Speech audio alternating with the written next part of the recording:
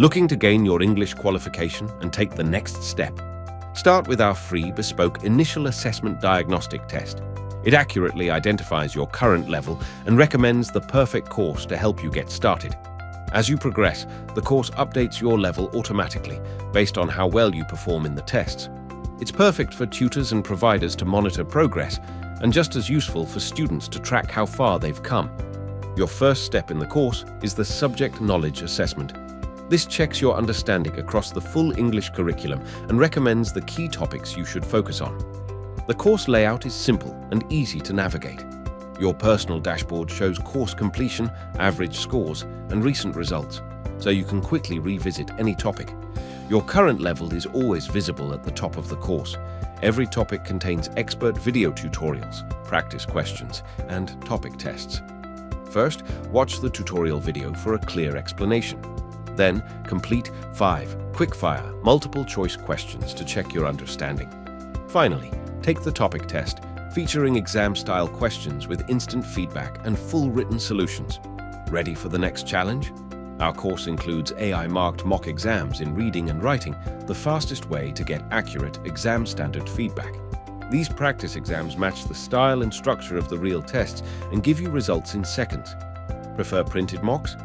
We also offer paper-based mock exam booklets delivered to your door.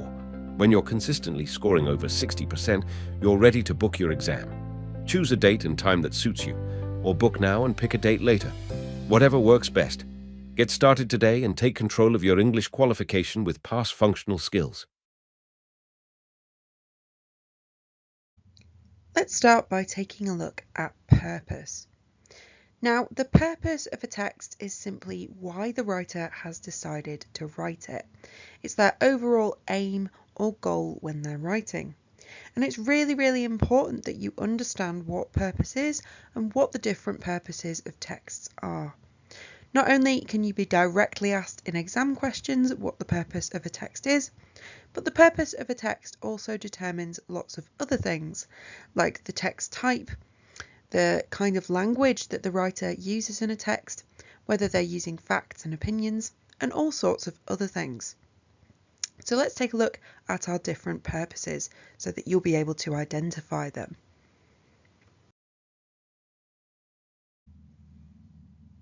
The purpose of a text is all about the writer's main aim or goal, so essentially why they are writing. We have a few different purposes, but we'll just cover the main 4 here. So first of all, to inform. If a writer is informing you, they'll use lots of facts, statistics, and they might include things like expert opinions from reputable organisations as well. So an example of an informative text here: monkeys are primates that live in various habitats around the world, including forests, savannas, and mountains. This is factual information that educates the reader. We can prove it to be true. It is simply informing. Our next purpose is to persuade. That is when the writer is trying to convince the reader either to believe something or to do something. So persuasive texts include things like advertisements. Let's take a look at an example here. By protecting monkeys and their habitats, we can help preserve biodiversity and maintain the health of our ecosystems for future generations. Here, the positives of protecting monkeys and their habitats are being discussed at length. So the writer is really trying to convince the reader or persuade the reader that protecting monkeys is a good idea. Persuasive texts often include lots of persuasive language techniques. So look out for things like rhetorical questions, motive language, command words. If you don't know what those are, we'll discuss them a little bit later in this video.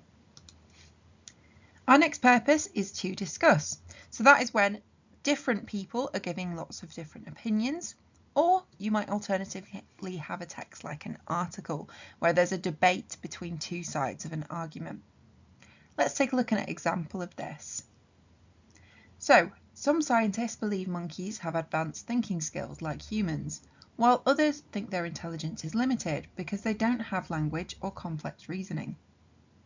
So here we've thought about some scientists, a specific group of scientists with one opinion, and then a different group of scientists with a different opinion. So we've got two conflicting opinions there. We are discussing that particular issue. Finally, we have to describe. So that is when the writer is using the 5 senses, so sight, hearing, touch, taste and smell, and they're trying to show you what something is like. So let's take a look at an example of this.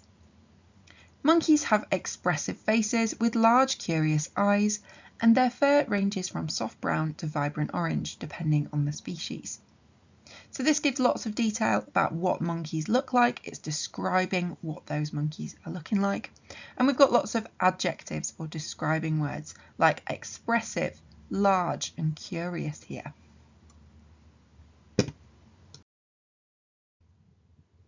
Now we've learned about purposes, let's take a look at some examples to test your knowledge. Pause the video now to try and work out the purpose of this text. So this text is containing a range of different people's opinions, and it's actually called a discussion forum. So that's when you've got a website with lots of different people commenting and thinking about a specific issue or topic. So the purpose of this specific text is for different people to discuss how they have coped with life changes.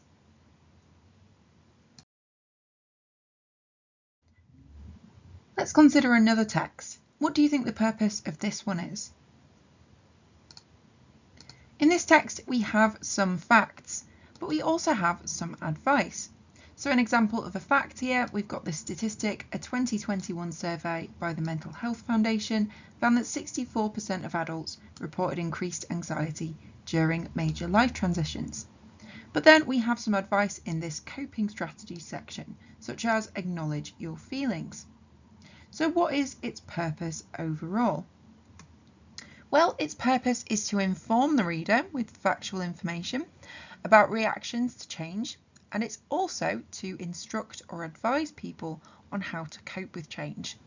So remember, a text can have more than one purpose. Here we've got to inform and to instruct or advise. Finally, pause the video to try and work out the purpose of this text.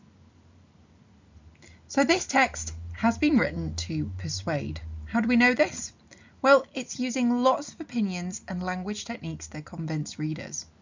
So first of all, we've got this argument that's being set up. So why we should embrace change. The writer is already trying to convince the reader that we should embrace change. They're giving their opinion there about change and how we should react to it. And then we've got lots and lots of language techniques in here to persuade the reader. So for example, we've got rhetorical questions. How many of those moments were the result of change? How many times did you step into the unknown, leaving behind the safety of what you knew? And we've got some more later on. So what can I learn from this? What new door could be opening that I hadn't yet imagined? We've also got other language techniques in here. So we've got rule of 3, for example, new experiences, deeper relationships, and exciting opportunities, listing 3 really positive things about change there. And we've got this metaphor, a bridge between who we were and who we are becoming, to really convince the reader that change is a positive thing. Finally, we also have command words. So we've got words like embrace it, directly telling the reader what to do. We've also got take a deep breath, again telling the reader what to do there. So plenty of language techniques to convince readers to agree with the writer's opinion that we should embrace change. So we know that there's lots of different purposes of different texts, but there's also lots of different types. So think about the kinds of texts that you've seen in the past. You've probably read newspaper articles, you might have seen texts like emails, and also things like reports at work. So why are these text types important? Why have the writers decided to use specific text types to write their text?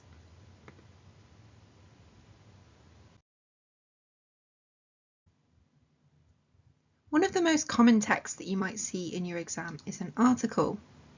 Here's an example of a magazine article with the name of the magazine at the top and a heading to tell you what the magazine article is about. We then have an author attribution. Now this is quite common for articles, so do keep an eye out for it. It just tells you who wrote it. We then have the issue and date of the magazine. Now you might see this, you might not, and images as well sometimes appear and sometimes don't. The way that you know something is an article is based on the name of it, and if it doesn't have the name of the magazine or newspaper, then look out for headings and author attributions. Also look out for subheadings with long detailed paragraphs underneath. Articles will usually be used either to inform you about something, so it'll include lots of facts to educate you, or it might be written as an opinion article to persuade you. So this particular article, it contains lots of informal language, and this is how you know that this is a magazine article rather than a newspaper article. So if it's a little bit more informal, then it's likely to be a magazine article, and if it's more formal, it's likely to be a newspaper article. This one is an opinion article. We know that because it's got quite a persuasive purpose and it's highly biased. So we've got loads of persuasive language techniques in here, like personal language, positive emotive language, and rhetorical questions. Here's an example of a newspaper article, and this time we've got quite an informative one. We know this is a newspaper article because it's using lots of formal language. So for example, recent studies show that obesity rates are increasing across the UK, and a new government campaign will focus on promoting healthier school meals to address the growing issue. So no informal language in there.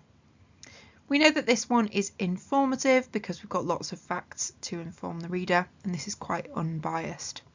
So we've got things like studies and expert opinions in here. The next types of text that you might see are letters and emails. Now these are usually addressed to just one person, or they might be used to address an organisation. So for example, a local council or a local business. Letters and emails for that reason tend to be very personal texts. So you'll see words like you and your in them. Letters are quite easy to identify because we have the addresses and dates at the top with a polite greeting and sign off. The writer will often explain why they're writing in the very first line, so look out for that because that will tell you the specific purpose of the letter, and that's the same case for an email. So just to show you an email now, instead of having physical addresses, we have email addresses at the top, and we also have a subject line. So this acts a little bit like a heading to just tell you what the email is going to be about, and then you'll get further information on what the email is about right at the start when they explain why they're writing. Once again, we've got very personal language because we're writing to a specific person or group of people. This particular email is quite persuasive with a high level of bias and a very informal style, and that's just because we have quite an informal audience here, a friend, and it's writing to persuade once again, so we've got those persuasive language features in there. But emails can be written for all kinds of different reasons. They can be written to inform, to persuade, to discuss, so do be very careful when determining the purpose. Here is an example of a discussion forum. Now this type of text, really importantly, the purpose will always be to discuss, because we'll have different people giving their different opinions in here. So each person in a discussion forum will be highly biased because they're giving their own viewpoint. However, overall, when we look at all of the opinions together, this is quite balanced, so a little bit less biased. But we'll look at that in more detail when we get to the bias topic. We tend to see discussion forums written in a very personal and informal style. They're just like comments on a social media site or a website. So nobody's going to be writing particularly formally, and they generally include things like personal experiences. Next up we have leaflets. Now these are quite similar to articles in that they can be written to persuade somebody or they can be written to inform. But they tend to be a little bit shorter, a little bit less detailed, and you might see features like bullet points in there. So once again, we've got headings and subheadings to identify a leaflet, but instead of those detailed paragraphs, look out for things like contact details and bullet points. Depending on the purpose of the leaflet, you might see things like personal language and direct address being used, and persuasive command words if it's been written to persuade. You might also see some more facts if it's a more informative leaflet. And finally, we have reports. Now, reports are really well-structured texts. They start with a heading to tell you what they're going to be about. Then we've got an introduction and conclusion. Reports are always very informative texts. They're telling you about the findings of studies, or they're giving you information about a specific topic. And they'll usually have lots of facts and statistics based on research. So look out for those features when determining whether something is a report, because if you know it's a report, then you'll know immediately what the purpose of it is: to inform. One great way to navigate a text and to work out what text type you're looking at is to consider the organisational features. What are organisational features then?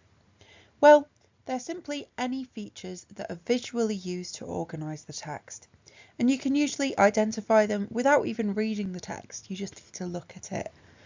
So let's have a look at some examples.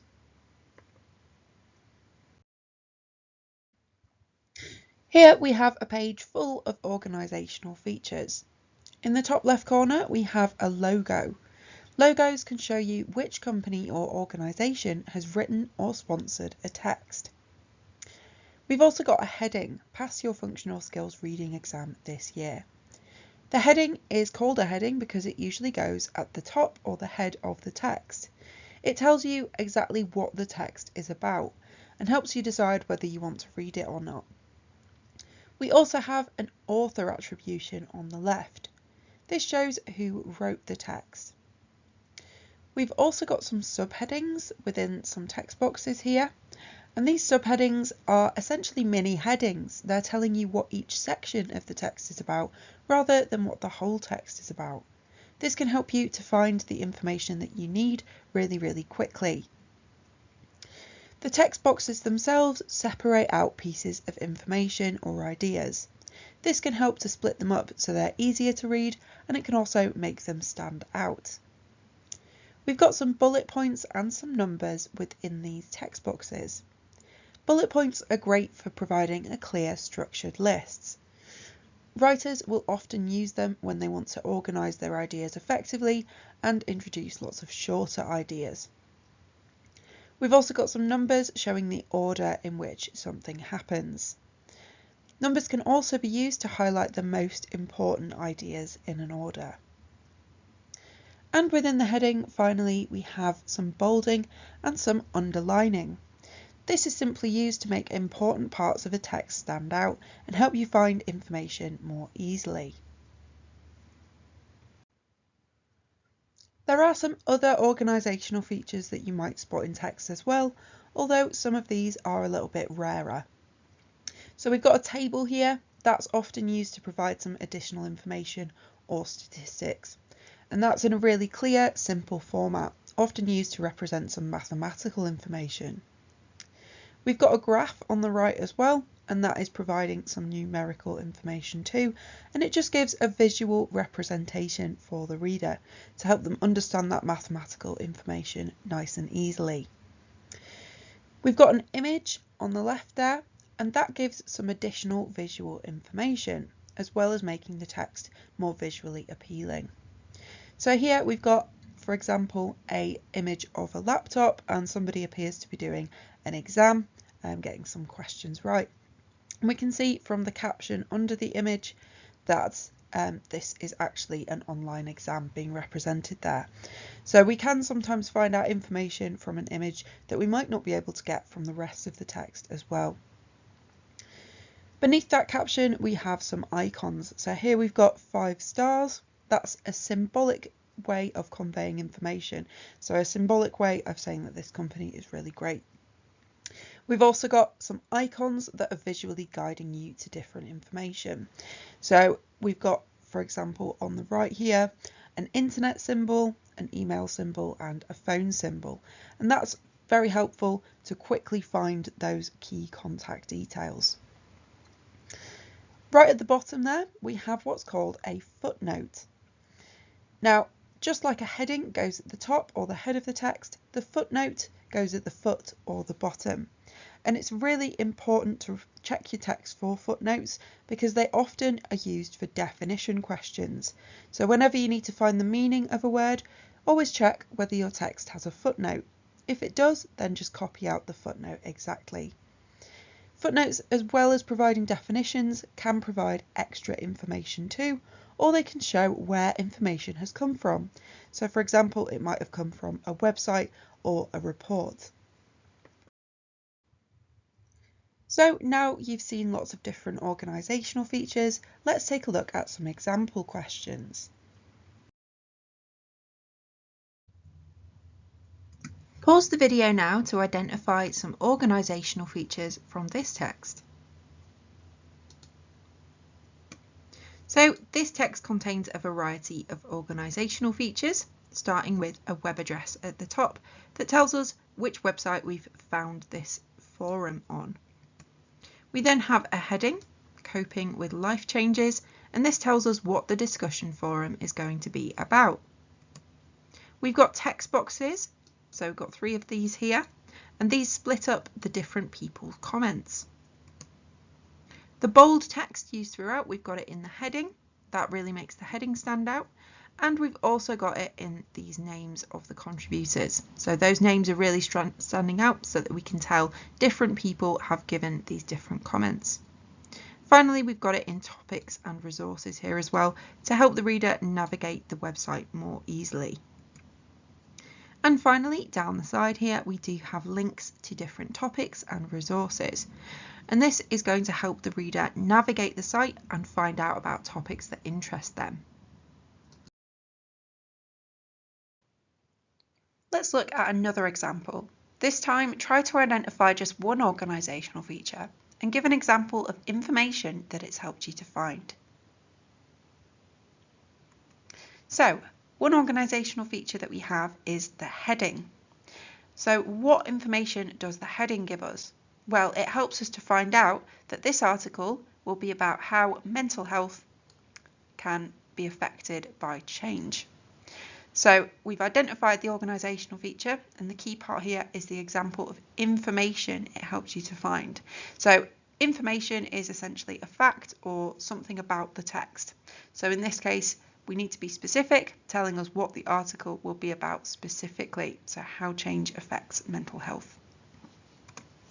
We also have subheadings, and we need to be very specific with our examples here. So remember, we've been asked for an example of information that it's helped you to find. So for example, we've got the subheading Coping Strategies, and this helps you to find out information about how to deal with change. And we've got an example here, Acknowledge Your Feelings. So can you see here that we've not just identified the organisational feature, but we've also specifically told the examiner what it's helped us to find out. We have bold text in here, so this time we've gone for this example, why is change so challenging? And this helped the user to find information about the reasons why people struggle with change. And we've got images or photos which help you to find out that change can cause negative emotions. So we've got this idea of change here, and then this person crying. So there's negative emotions we can deduce based on the image. And we can also find out that change can lead to growth. Finally, we've got bullet points, and these are over here. And what do these help you to find out? Well, one example of information is that the bullet point helps you to find out that one way to cope with change is to stay connected. So make sure you're giving very specific examples if you get a question like this one. It's important to note that some exam boards use different terms for organisational features. So if you see formatting features, presentational features, or layout features coming up in your exam, then you're just looking for organisational features. They're exactly the same thing. So now we've considered the visual organisation of a text, let's think about the actual language that writers are using. Writers use a range of different language features in order to match their purposes. So if their purpose is to inform, they're going to be using lots of facts and statistics. And if their purpose is to persuade, then they're going to be using lots of persuasive language techniques like command words, emotive language, and rhetorical questions. Let's take a look at what some of those are. So here we have a very persuasive text. Let's have a read through and then identify all of the language features in here. Invest in education. Shape the future today. Education is the key to unlocking a brighter future, yet too many children are left behind. How can we build a better world if we fail to invest in young minds? Every child deserves a chance to thrive, to dream, and to achieve. Schools should be safe, inspiring places, not outdated buildings with limited resources. Imagine classrooms filled with creativity and innovation, where every child's potential is unleashed. Act now. Demand better funding, support passionate teachers, and give students the tools they need to succeed. Failing to act now would be a colossal catastrophe, leaving generations of children trapped in a cycle of crumbling classrooms and crushed dreams. The future depends on what we do today. Let's make it count. So this text is very persuasive. It's trying to convince you, and it uses lots of language techniques to do that. So we'll start with the command words. Invest in education and shape the future today. We've also got act now, demand better funding, support passionate teachers, and give students the tools they need to succeed. Now, all of these are command words which are directly telling the reader what to do. You'll also see these in things like recipe books and instructions that tell you directly what you need to do. Here, they're persuading the reader to take specific and immediate actions. We also have a metaphor used at the start. Education is the key to unlocking a brighter future. Now, a metaphor is when we have two things being compared that aren't the same thing. So here we're comparing education with a key. Now, we know that education isn't literally a key, but we've got this comparison here to show that education is an essential tool, just like a key. So without it, it's suggesting here that progress and achievement are locked away, they're out of reach. And this is really encouraging readers to value and invest in education, as it's presented as the only way to create a better world. So that's a metaphor, a comparison between two things. Then we have a bit of emotive language, so suggesting that these children are left behind. And we've also got this idea of safe, inspiring spaces and passionate teachers. Now, emotive language is when the writer uses particularly emotional words to try and get the reader to feel a specific feeling. So here, left behind makes the reader feel quite concerned for the children, while safe, inspiring spaces and passionate teachers are making the reader feel a lot more hopeful. So together, these words are making the reader feel quite emotionally invested and making them care about the issue. We also have a rhetorical question. How can we build a better world if we fail to invest in young minds? Now, this rhetorical question is trying to get the reader thinking. The reader doesn't actually have to literally answer this question. Rhetorical questions are not questions designed to be answered. They're just there to get the reader thinking or to persuade them. So in this case, it makes the reader think about the negative consequences of not supporting education, and it suggests that the world will be worse if there's not sufficient investment in learning. We've also got repetition. So we've got every child deserves a chance to thrive and every child's potential is unleashed. Now, this phrase is repeated here, and that really emphasises the universal importance of education. Every child is impacted. Make sure that you're considering the effects of these techniques, because chances are that's what you're going to be asked about in exam questions. So when we're thinking about the effects, we're thinking, what does it make the reader think about, or how does it make the reader feel? And try and be nice and specific with that. Next, let's think about hyperbole. So at the end here, we've got this idea of a colossal catastrophe, leaving generations of children trapped in a cycle of crumbling classrooms and crushed dreams. Now, hyperbole is just a fancy word for exaggeration. So it's when the writer is really going over the top and trying to exaggerate something. Here it's exaggerating the scale of the problem, and that emphasises its urgency and importance. So it's this colossal catastrophe. It's a really big issue, and the classrooms, they're almost falling apart. They are crumbling. We've also got rule of 3 in here. Now, rule of 3 can be a list of 3 words, 3 phrases, or it can sort of be a little bit longer as well. So let's take a look at the types of rule of 3 that you might see. So we've got to thrive, to dream, and to achieve. So here we've got a list of 3 very short phrases. First of all, to thrive, that's the first thing. Then to dream, our second thing, and to achieve is our third thing. So this is making the benefits of potential education feel more inspiring, memorable, and wide-ranging. So thriving, dreaming, achieving, all very positive. It's trying to inspire the reader here. And later on, we've got demand better funding, support passionate teachers, and give students the tools they need to succeed. So here the rule of 3 is being used a little bit differently. The first thing that we've got is demand better funding. So we've actually got a list of 3 commands here. The second thing is supporting passionate teachers, and the third thing is giving those students tools.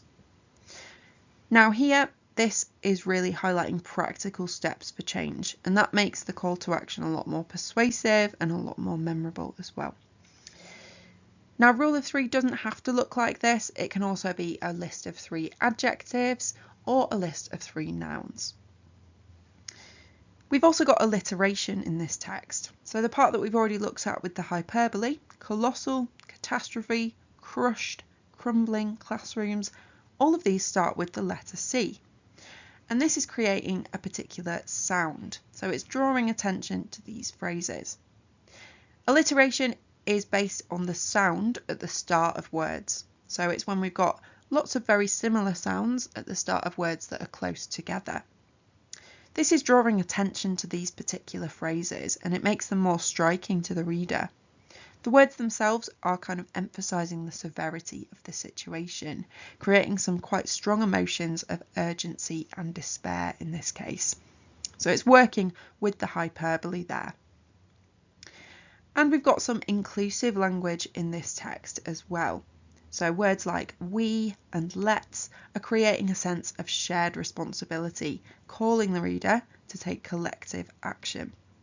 So if you see words like we, our, let's that are bringing the reader and the writer into the same group, then you can call that inclusive language. Now, language techniques can also be used to show something descriptively. So if the purpose is to describe, then you're likely to see things like metaphors, similes, adjectives, and idioms. Now, we've already covered what metaphors are. It's where the writer is comparing 2 things that are different. So here we've got education is a golden ticket, and that's suggesting that education is providing these opportunities and success, almost like a special pass or a golden ticket to a better future. So here it's kind of being used to persuade again, but it's also being used to describe. We also have similes in here. Now, try not to get confused between similes and metaphors because they're very similar techniques. A simile is where the writer uses the words like or as to make a comparison. So, for example, we've got like a hive full of bees. So it's not saying that the classroom is a hive full of bees. If it said it is a hive full of bees, that would be a metaphor, comparing 2 things, almost making it sound literal. But here we've got like a hive full of bees, and that word like is what's making this a simile rather than a metaphor. We've also got as calm as a gentle breeze. So that use of the as structure, as calm as, we're making a comparison here between 2 things. So the teacher's voice and the gentle breeze. But we're not saying that these are exactly the same thing. We're just making a comparison saying that they're similar. So the way to remember what a simile is remember simile are similar, and the metaphor is giving a comparison that almost sounds literal. So similes and metaphors often used to describe, and we've also got adjectives being used to describe as well. So adjectives will come up in pretty much every single text that you're going to read. We've got brighter, we've got calm, gentle and colourful in here. These are essentially describing words. So any words that are describing something will either be an adjective if it's describing a noun or a thing, so a place, person or thing, or it could be an adverb if it's describing an action. We've also got an idiom in here, so turning over a new leaf. So this is essentially a non-literal statement or a saying. So any sort of sayings would be idioms. We've got things like it's raining cats and dogs, for example. It doesn't really make any sense unless you know from cultural context the meaning of that is raining really heavily. Just be really careful with similes. Not all statements containing the word as are similes. It has to directly compare two things. So here, as the teacher's voice rises and falls, this is just showing that two things are happening at the same time. So this bit isn't a simile.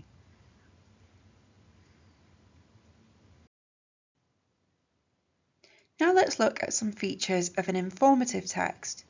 Now these aren't technically language features, so if you've got a question specifically asking you for a language feature, you want to look at the other two slides for persuading and describing. But you might still be asked questions about these things. So for example, you might be asked why one text is using statistics while others don't, or you might be asked why a writer has chosen to include an expert opinion in their text. So let's take a look through this text. The Okavango Delta, located in Botswana, is one of the largest inland deltas in the world. It spans over 15,000 square kilometres, and around 70% of the area is covered by seasonal floods, which play a crucial role in supporting the delta's unique ecosystem and the wide variety of wildlife there. Due to its exceptional biodiversity and unique ecological importance, the Okavango Delta is considered a UNESCO World Heritage Site. However, researchers have noted that the Okavango's ecosystem is highly sensitive to climate change, with shifting rainfall patterns potentially affecting water flow and biodiversity. Experts from the University of Pretoria highlight the need for sustainable water management to preserve this incredible natural resource for future generations. So this is definitely a very informative text. We've got loads of facts in here to help the reader learn about the delta.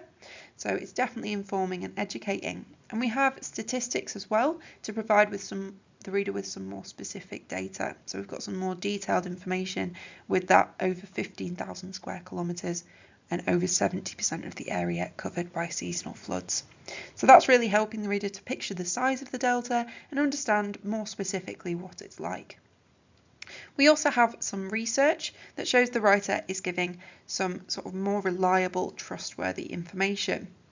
So we've got this from researchers here. Researchers have noted that it's highly sensitive to climate change. And we've also got the mention of experts from the University of Pretoria. So we've got that expert opinion in there. Why has the writer included that? Well, it helps the reader to understand the importance of water management here. We know that experts are trusted professionals, so we can assume that they've done lots of research on the topic and they'll have strong evidence-based recommendations. So, although this text is very informative, that's definitely its main purpose, it does also contain a range of opinions. Now, why is this important? Well, if you get a question about bias, for example, then you can't say that this text is completely unbiased because it is very positive. The writer does try to kind of persuade the reader that the Okavango is a beautiful and important place and that it needs protecting. Look out for these adjectives like crucial, unique, exceptional, incredible. All of these are showing that the writer is very positive. So look out for those adjectives to show their opinions. It can be quite tricky and a little bit overwhelming to try and remember all of those language features if this is the first time that you're seeing and recognising them. So let's have a look at a few examples and we can get practicing trying to find them in texts.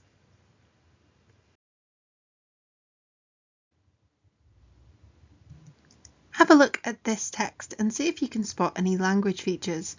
Bonus points if you can also explain their effects. So in this text, we have lots of emotive language. So for example, we've got words like terrifying. These words are showing how the writer feels and making the reader empathise with these different writers' situations and understand their feelings as well. So we've got plenty of emotive words in here to do with emotions, words like refreshing as well. So we've got a bit of a contrast between the terrifying and refreshing. We've also got words like isolated to show the writer's feelings and to help the reader understand and empathise with their situations. We also have lots of adjectives. Now, some of those adjectives do cross over with the emotive language, such as terrifying, but we also have words like different. We've also got words like new and hardest. Now, each of these different adjectives has a slightly different effect, but all of them are helping to describe the writer's feelings and to immerse the reader in their experiences. Remember, when we've got a very descriptive text, we're trying to get the reader to picture something. So in this case, the writer's emotions, how they feel, and also what their experiences were like. We also have an idiom. So sometimes stepping out of your comfort zone is the only way to grow. So this is quite a conversational and engaging way of indicating a change. So stepping out of your comfort zone means sort of changing, adapting, doing something that you're not used to doing. This is a very conversational way of indicating change, so it might make these life changes seem a little bit less daunting for the reader, especially as Gary is trying to convince the reader that this is the only way to grow. So trying to make this seem positive and not too scary.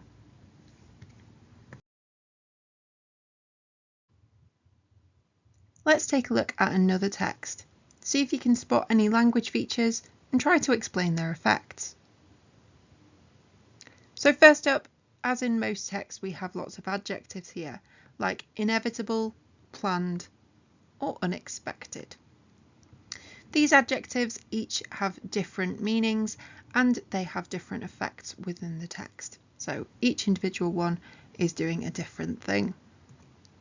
We also have a rhetorical question in this text. Why is change so challenging? The effect here is that this acknowledges the reader's feelings. So as a reader, you might think, oh, change is quite a difficult thing. And this is kind of appealing to that reader's personal sense of change being a challenge. So it acknowledges the reader's feelings and it also introduces an explanation. So underneath this subheading, we then get lots of facts to explain why change is challenging. We've got a bit of a question and answer structure going on here to inform the reader. We also have research and statistics here. So a 2021 survey by the Mental Health Foundation found that 64% of adults reported increased anxiety during major life transitions. This statistic, this research is informing the reader, it's educating them on the topic, and it's also showing them that other people have the same struggles, so it emphasises that they're not alone. A lot of people feel this anxiety, this worry during major life transitions. We have some alliteration in this text, so we've got the phrase sudden shifts up here. And the effect of this is that it emphasises the struggles created by changes. So we've got that repetition of the s sound that is really drawing attention to that particular phrase. We have some commands in here as well. So under coping strategies, we've got commands like acknowledge your feelings, stay connected, and focus on what you can control. So this is directly telling the reader what to do. And in this text, the effect of this is that they're advising the reader on how they can manage change. So giving some suggestions, some advice on how people can cope with change there. Finally, we have the rule of 3. So we've got talking to friends, family, or support groups can ease feelings of isolation. So we've got a list of 3 different groups there, friends, family and support groups, and this is giving the reader a variety of options and ideas for getting support. So it's suggesting that there's lots of support out there and possibly making the reader feel quite reassured. Lots of your exam questions will ask you to find specific information in texts, as well as understanding the overall meaning.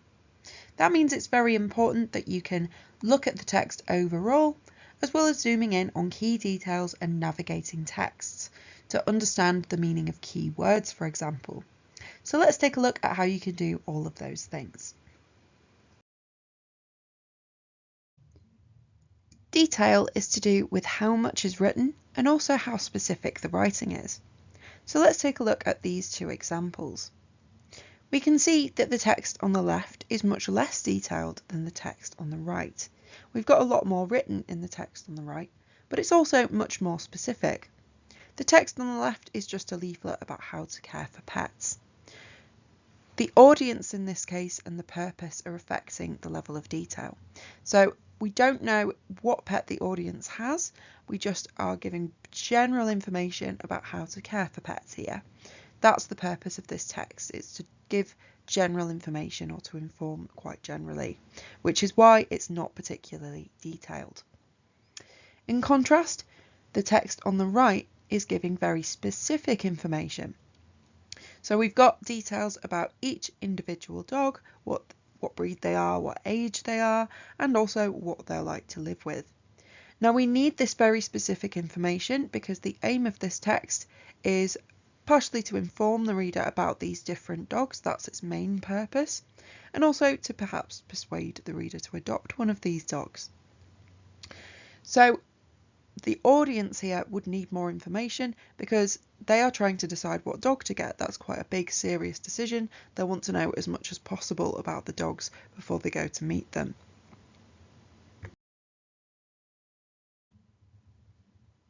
In your exam, you might need to consider why some texts are more detailed than others. So let's start by thinking about highly detailed texts. If you spot that a text is highly detailed, then it will probably be doing one of these things. It might be using detailed facts to inform the reader about an interesting topic, or it might explain or describe a particularly complex issue. It might also argue, so that means it will give detailed reasons to create a line of argument that is going to support the writer's point of view. If the writer just gave their opinions, then you might not believe them, but if they've included lots of reasons why they have that opinion and lots of evidence, then you're much more likely to believe them. So they're just a few reasons why a text might be highly detailed, and they're the kinds of things that you might want to write in an exam if you're trying to explain why a text is detailed. Less detailed texts, on the other hand, tend to give clear and concise information. Alternatively, they might simply be giving opinions. For example, a discussion forum is a platform where people just give their opinions. They don't need any sort of detailed reasons. They're not trying to construct a line of argument. They're just giving their own ideas. A less detailed text might alternatively give some information that needs to be understood very quickly so that an urgent response can be taken. So think about things like a health and safety leaflet. You would need to find out information very quickly and be able to respond to that information. If the writer chose to write lots of details and have unnecessary little bits in there that you wouldn't practically need to know, then you might lose interest and you might not take in all of the information. And less detailed texts can be used to create visual appeal. So they might have lots of pictures rather than lots of words, and this makes them easier to read and quite persuasive to readers. So think about posters, for example, when they're advertising something.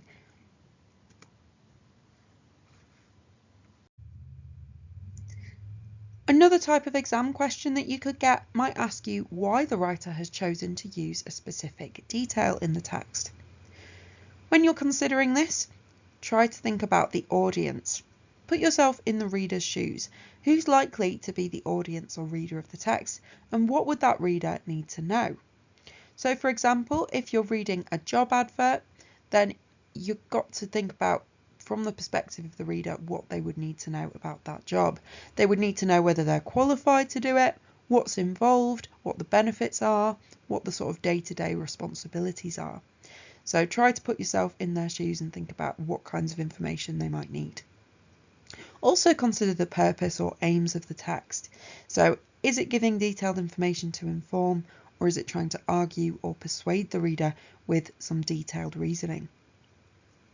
Finally, it can be a good idea to also think about the text type. So as we've mentioned, discussion forums, we tend to have very short snippets of information where people are just giving their opinions, similar to short leaflets or emails to friends, whereas more detailed text types include things like reports, informative articles, or persuasive letters, which are all going to need more specific, detailed information either to inform the reader or to convince them. The text in your exam might be quite detailed, but you need to be able to navigate them nice and quickly in order to answer questions. So let's go through a technique so that you can answer questions quickly in the exam. Firstly, you want to find some keywords in the question. Try to highlight or underline any words that you think are going to be important for you to answer that question. Next, you can use the organisational features of a text to find some relevant information. Look at the subheadings and think about where your most relevant information is likely to be based on the keywords that you've picked out. Then you can scan the text for those keywords, looking in the right section that you found based on the organisational features. Try to find keywords that match up with the keywords that you've seen in the question. They might be very, very similar, or they might be slightly different to the words in the question. Finally, read the question again and write down your answer.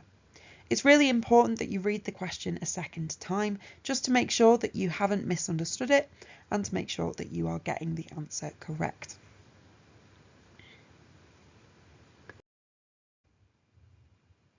As well as finding specific information in a text, you might need to define a key word. That simply means finding the meaning of that word. So how can we do this? Well, first of all, you want to check for a glossary or footnotes. They'll be at the bottom of the page and they might tell you a direct definition.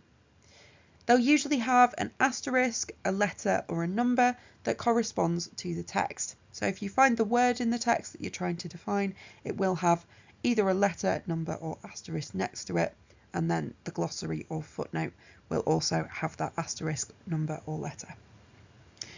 If the text doesn't have a glossary or footnote, then check if it's defined somewhere within the text. So try to work out the meaning based on the surrounding context of the word. Finally, if you're getting stuck, then you can use a dictionary. And it's a good idea to use a dictionary anyway to just double check that you've got the meaning correct. Make sure that you choose the correct definition from a dictionary, because often words will have several meanings and only one of them will be correct based on the context of your text that you're reading. So now we've covered detail, we've covered navigating texts, and we've also covered defining words. Let's have a look at some examples to test your skills.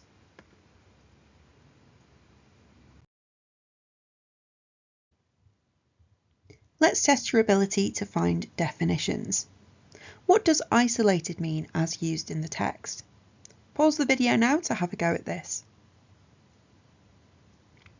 So the first thing that we should check is whether there are any footnotes here or a glossary. And we don't have either of those things in this text. So we can move on and try to use the text to define isolated. So we can see that isolated is used in the text here. I felt isolated at first, but volunteering at a community garden helped me connect with others. So we can try to use the context of this sentence to try and define isolated. So here, when they're saying that they could connect with others at the community garden, this is suggesting that if at first they felt isolated, then they might have felt lonely or disconnected from others to begin with. If we're not sure about this meaning, then we can go and check it with a dictionary. The dictionary defines isolated as separated from other persons or things, alone or solitary. So we know that we've got the correct answer.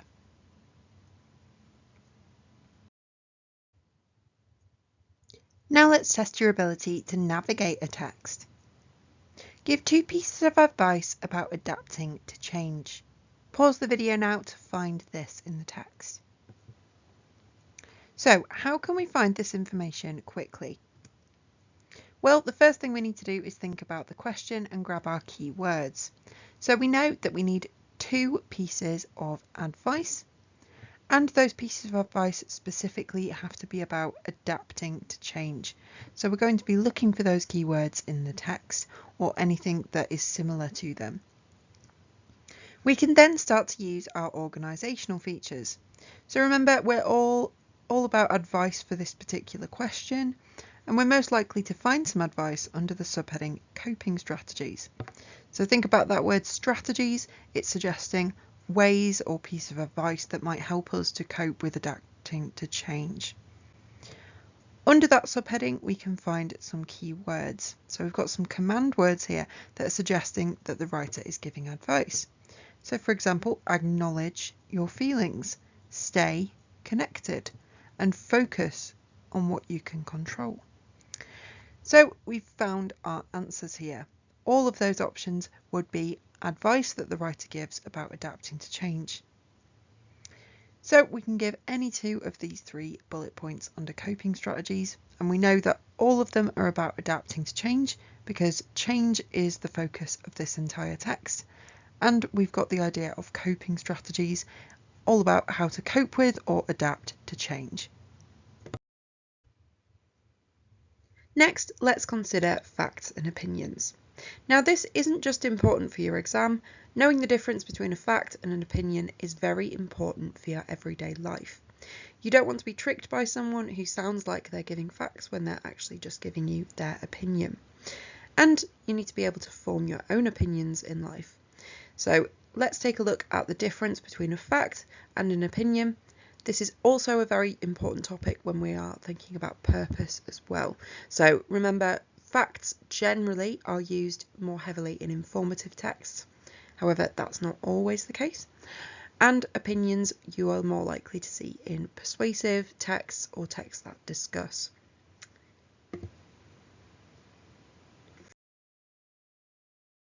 So what is a fact? Well, a fact is something that we can prove to be true. It's based on some evidence, some data, or just plain reality. So if you were to type a fact into Google, ask Google whether something is true or not, then you would get a clear, straight answer. So here are some phrases that you might use to recognise facts. Things like studies have shown. Mentioning research or studies generally means that we've got factual information.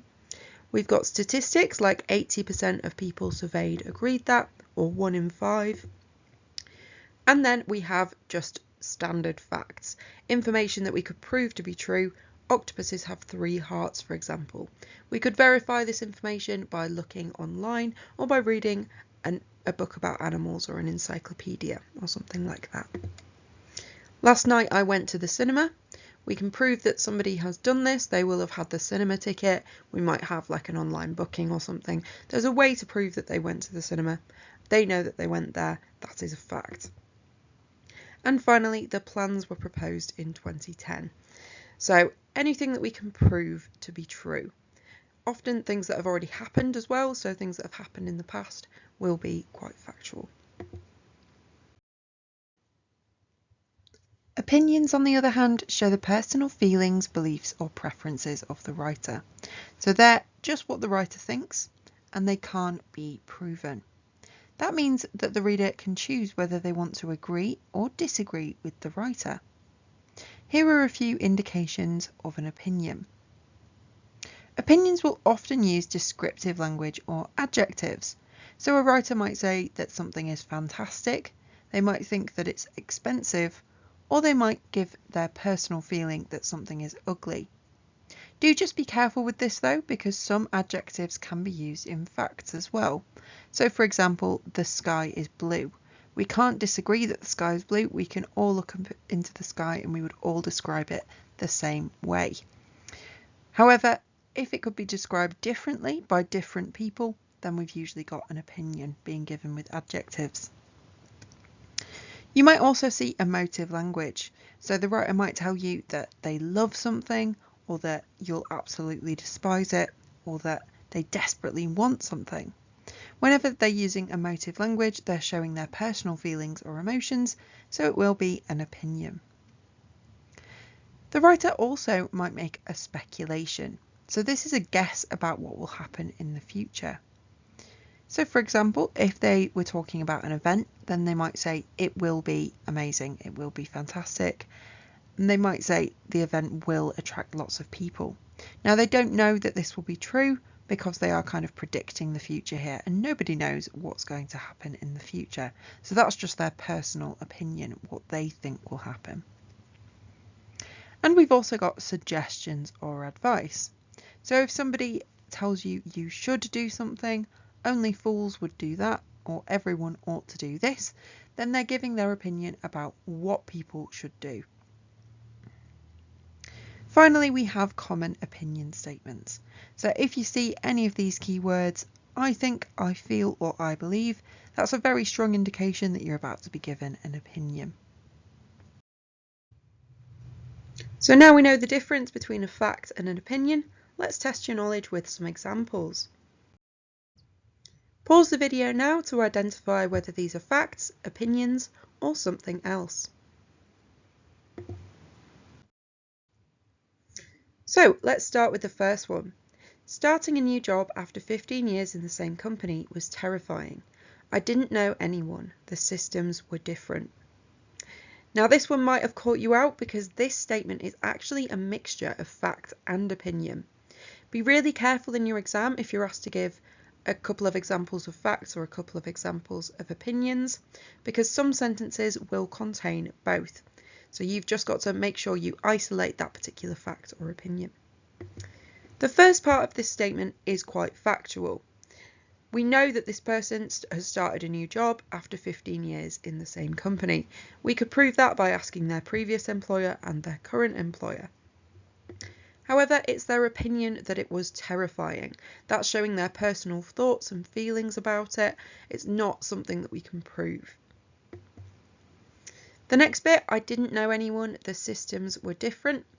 This bit is a fact. We know that they didn't know anyone from this new company, it's a brand new one, and we could prove that the systems were different by checking with their old employer and their new employer what kinds of systems are being used.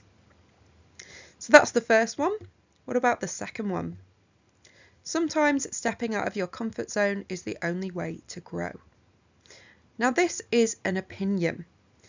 We can't prove this to be true, and we could actually disagree with this. We could say that, well, sometimes people grow within their comfort zone, they become even more comfortable with things. So that would be an opinion because we can disagree with it if we wanted to. What about the third one? I was forced to take early retirement due to company cutbacks. Now this one is a fact. This person has taken early retirement, and that is because of those company cutbacks. And we could work this out or prove it to be true by looking at maybe emails, the sort of letters that she's got from her workplace. And the next one, change is an inevitable part of life. Well, we could actually disagree with this. Although most people would agree, that doesn't mean that it's not still an opinion. So here, saying that change is an inevitable part of life, we've got a describing word, an adjective, inevitable there, that is showing that this is an opinion. The next one, psychologists have identified several stages individuals often go through when faced with major changes: shock, denial, acceptance, and growth. Now this is a fact, and the reason behind that is psychologists have identified it. So that means that this is based on research or evidence. So we can prove this to be true. We could find some psychological papers that will tell us about these stages of grief or stages of change. The next one, humans are creatures of habit.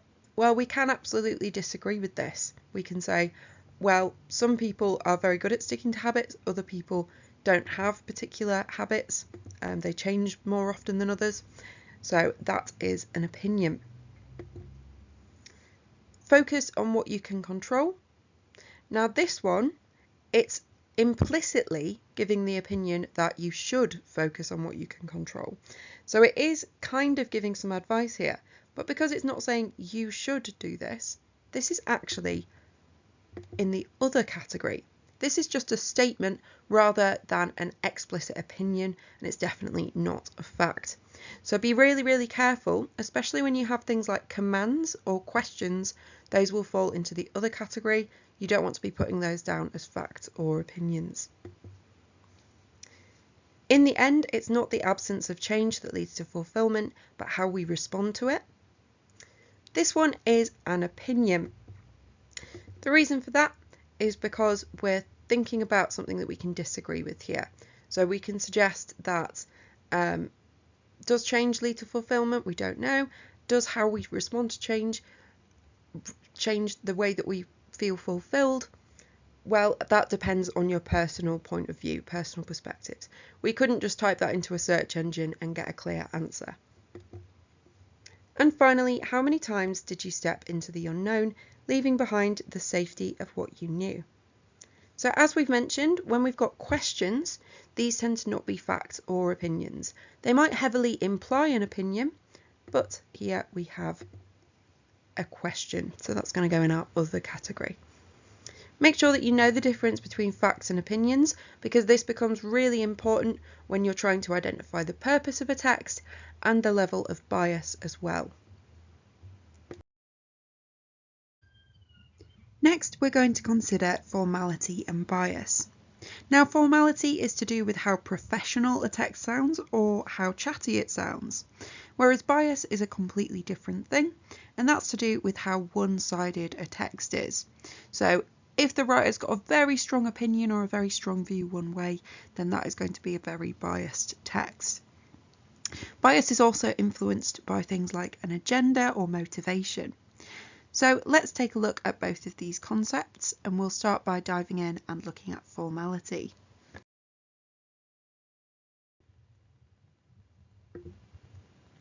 So formal texts tend to have longer, more complex sentences and detailed paragraphs as well.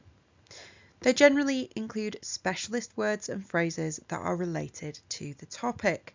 So for example, if you were reading a scientific text about biology, you might see specialist words coming up like DNA or genetics. They contain sophisticated vocabulary that sounds professional. So you're looking for longer, fancier sounding words essentially. Formal texts tend not to include slang like hey, sup, cool, and they tend also not to contain contractions like can't, won't, I'm. Instead, they would have cannot, will not, I am.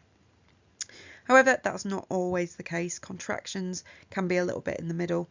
Some formal text will also include a few contractions here and there. The kinds of text that tend to be formal include reports, newspaper articles, and formal letters. But that's not an exhaustive list, and sometimes things like letters might be a little bit informal.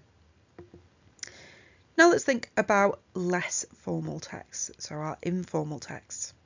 These have short or incomplete sentences sometimes, and they also tend to use slang words that sound much more casual, so the kinds of words and phrases that you might only use with friends and family. We've got loads of casual phrases with informal texts, and you might also see idioms. So you'll remember from the language section of the course, we were thinking about idioms being like raining cats and dogs, turning over a new leaf, those kinds of expressions or sayings. Informal texts tend to have more contractions like can't, I'm or you'd, and they tend to also have more exclamations, so look out for exclamation marks in those texts. The kinds of texts that tend to be informal include posters, magazine articles, and informal emails.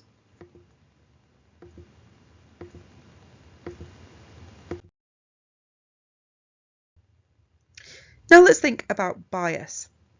Now, a good way to think about this is thinking about it on a scale, because some texts are kind of in the middle. Some will be very, very biased, others will be less biased.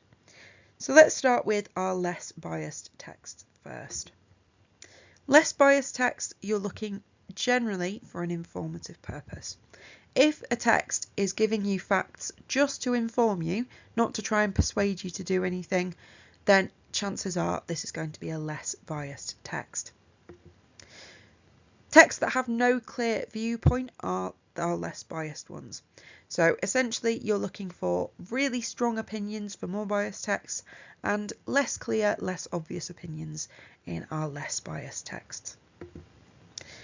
We're also looking for balanced arguments. So if you remember from the text type section, things like discussion forums where you've got a balanced argument or a discussion between people, that tends to be less biased as well because it's giving more than one person's opinion.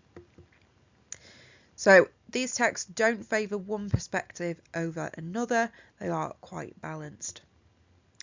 You might see lots of facts in less biased texts, but remember those can be also seen in more biased texts.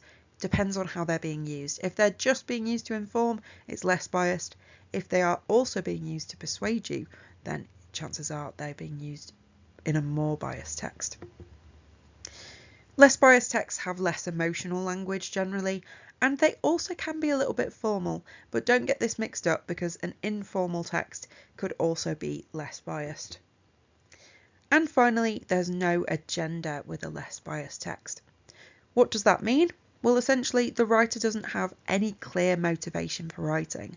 They're not going to gain popularity by putting down the writing. They're not going to be getting any money from it. They're not really writing for any particular gain.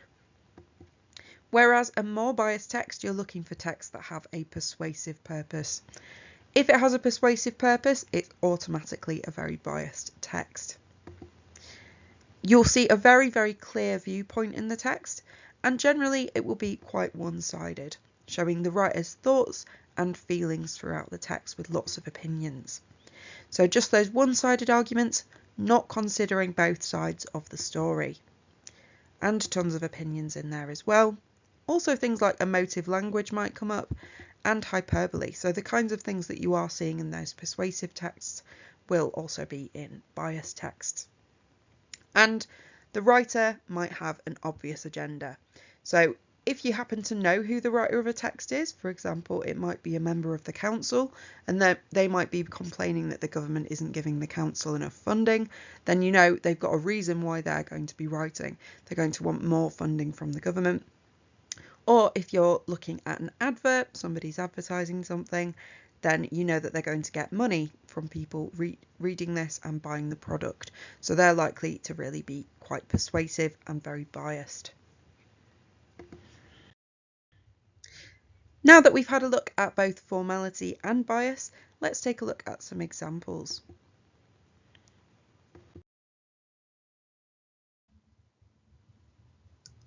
Pause the video now to work out how formal and how biased this text is.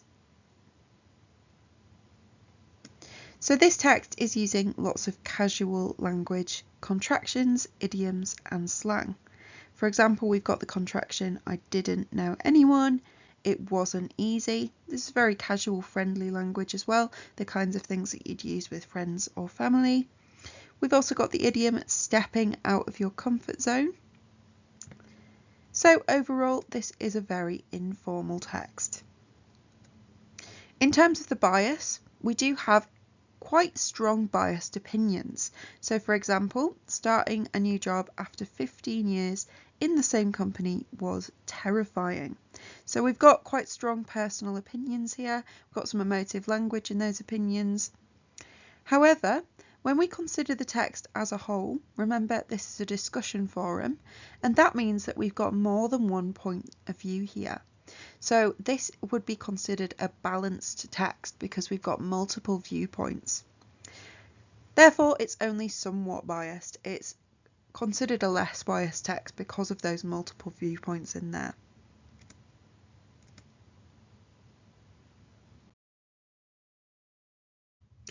Now let's consider the second text.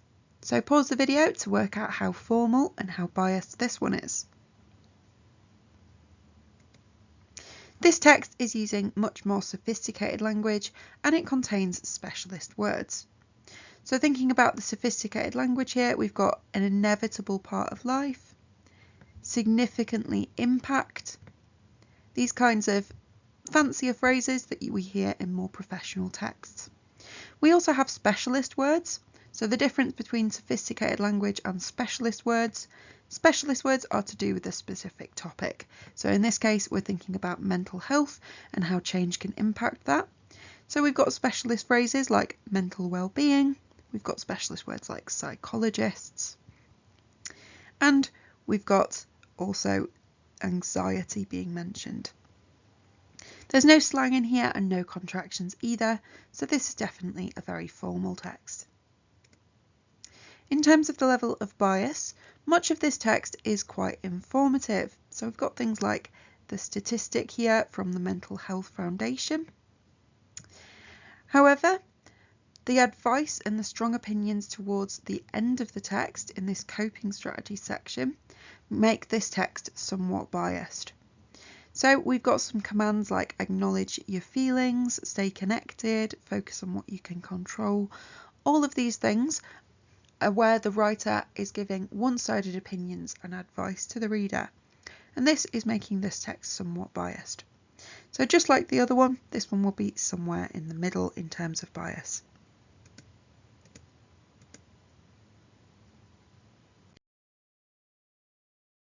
Now let's consider this final text. How formal is this text? And see if you can work out which of the three texts is the most biased. You can go back to the other texts if you want to double check. So this text is using lots of sophisticated language again, and we do have some specialist words in here. So, for example, disrupts the comfortable and predictable rhythm of our daily lives. This is quite sophisticated language that's being used here. We've also not really got many contractions in here. We do have a couple. For example, it's not the absence of change that leads to fulfillment. And we do have some idioms in here as well. However, overall, this text is quite formal, with some minor informal elements that are engaging to the reader. In terms of bias, this text is definitely the most biased of the three. That's because it doesn't provide any factual information. It's just giving one strong opinion. And most importantly, the purpose of this text is to persuade. It's persuading the reader to agree that they should embrace change, and it doesn't consider any other arguments in detail.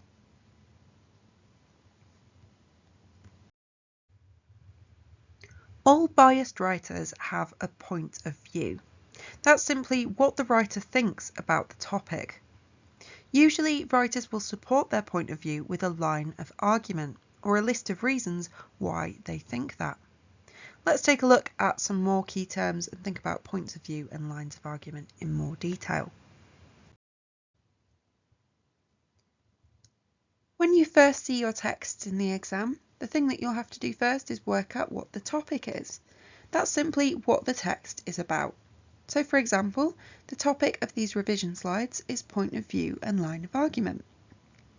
In your exam, the text will always have the same topic so that you can make comparisons between them in the last few questions of the paper. To work out what the topic is, it's a good idea to look for headings and subheadings that will summarise the key information in the text. And if the text doesn't have any headings or subheadings, it's a good idea to look at the very start and the very end of the text. A main point is a key idea or opinion that the writer has about the topic. Usually texts will have an overall main point, and the writers will use a series of main points throughout the paragraphs to illustrate their overall main point across the text. To find the main points in the text, try to summarise the ideas or opinions given in each paragraph. If you take all of those together, then you'll have the overall main point of the text. A point of view, sometimes just referred to as a view in exam questions, is the writer's overall opinion on a topic. If you need to work out a writer's point of view, try to summarise the main opinions that they're giving in the text. If you're struggling to know where to look, it's usually a good idea to especially focus on the start and the end of the text. That's where writers will usually present their strongest views in an introduction or conclusion. Writers will generally support their views with a line of argument. That's a series of reasons that they will use to justify their views. So, for example, if somebody told you their point of view that nurses need to be paid more, you might ask them why they think this. Their response would include a line of argument or a list of reasons why they have that opinion.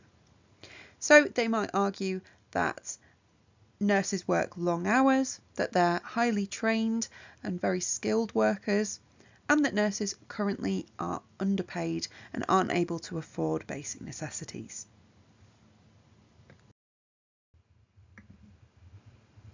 As well as considering point of view and line of argument, it's a good idea to think about explicit versus implicit meaning, because occasionally exam questions will ask you what the writer is implying.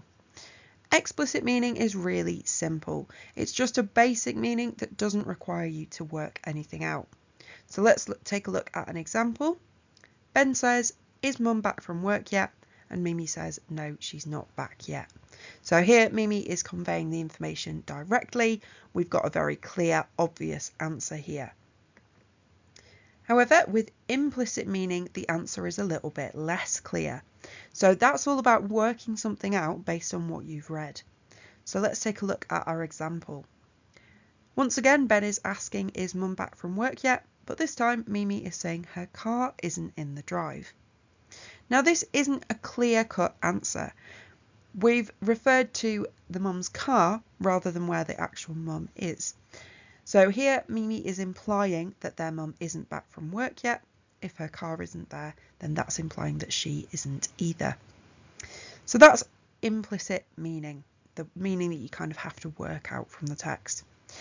Implicit meaning also covers things like metaphorical language, figurative language, so trying to work out what on earth the writer is trying to get across to you. So now let's take a look at some examples to test what you've learned.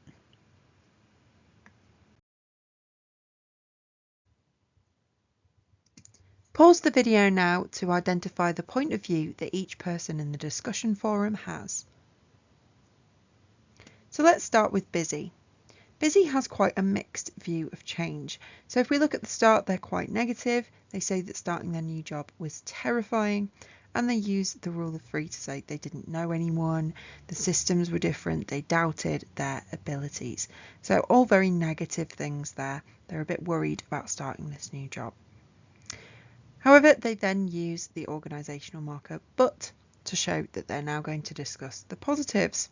So the idea that change can be refreshing, using some positive emotive language now.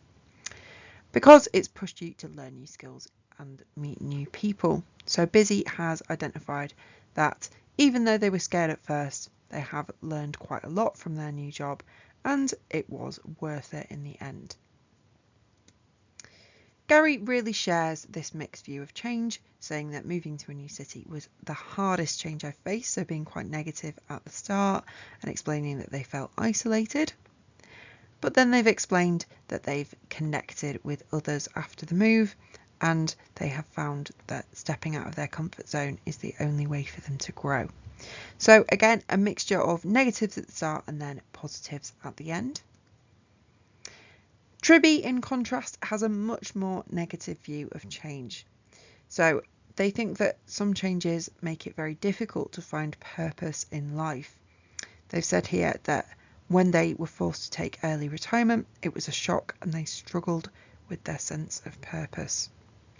So they've actually only found something that reignited their passion after joining this local photography club, which is something completely different. So the change that they're talking about here, the early retirement, was actually quite negative for them. The next topic we're going to look at is style, tone and voice. Now these are all to do with the way in which a text has been written and the language that the writer has chosen to use. This affects the overall sort of mood or feeling of a text. So let's take a look at each of these. So what are our different styles? Well, there are hundreds of different styles that a text might have, but we're going to focus on 6 key styles that you should try to remember in preparation for your reading exam. So first of all, we have formal and informal. We've already covered these styles in the formality and bias topic, so make sure you go back there to take a look if you're not sure about the difference between these two. We also have a personal style. A personal text is any text that is using lots of personal pronouns like I, you, we, our, anything that mentions either the writer or the reader directly in the text. Personal styles are often used to engage with the reader directly, so it can be quite engaging for the reader, tends to be used in persuasive text as well, but not always. So you might see a personal text that is informing. So for example, did you know that comes up quite often in informative text too. On the other hand, an impersonal text is simply a text that's not using those personal words and personal pronouns. So it won't have I, you, we, our, any of those kinds of words in there. Instead, it will mention people in the third person. So for example, 3 geese have been involved in an accident on the M1. So here we haven't got the reader mentioned and we don't have the writer mentioned either. And that's an impersonal text, often used in things like reports and newspaper articles that are informing you. We also have a persuasive style. So you'll remember from the purpose topic that persuasive texts are trying to convince you to either believe something or to do something. So with a persuasive text, you'll generally be seeing lots of persuasive language techniques like rhetorical questions, command words, and things like emotive language as well. With a more informative text, we'll be looking for our facts, statistics, expert opinions, and research. So style does kind of overlap a little bit with purpose as well. You can have other sort of styles that match with purpose. So if your purpose is to discuss, then you'll have a discursive text. If your purpose is to argue, then you'll have an argumentative text, and so on.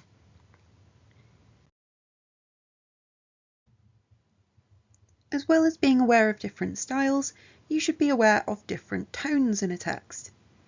Now, the tone is to do with the overall mood or feeling represented in a text, and there can be all sorts of different tones.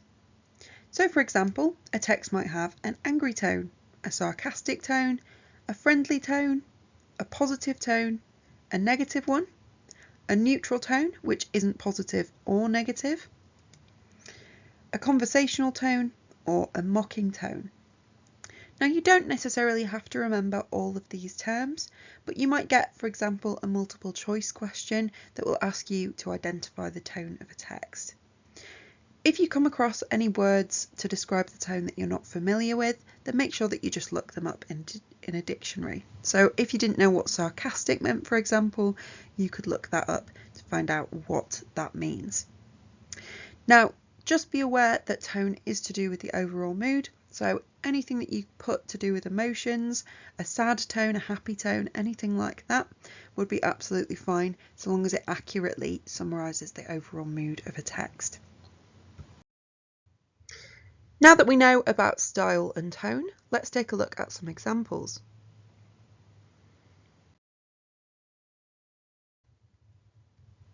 What styles and tones can you spot in this text?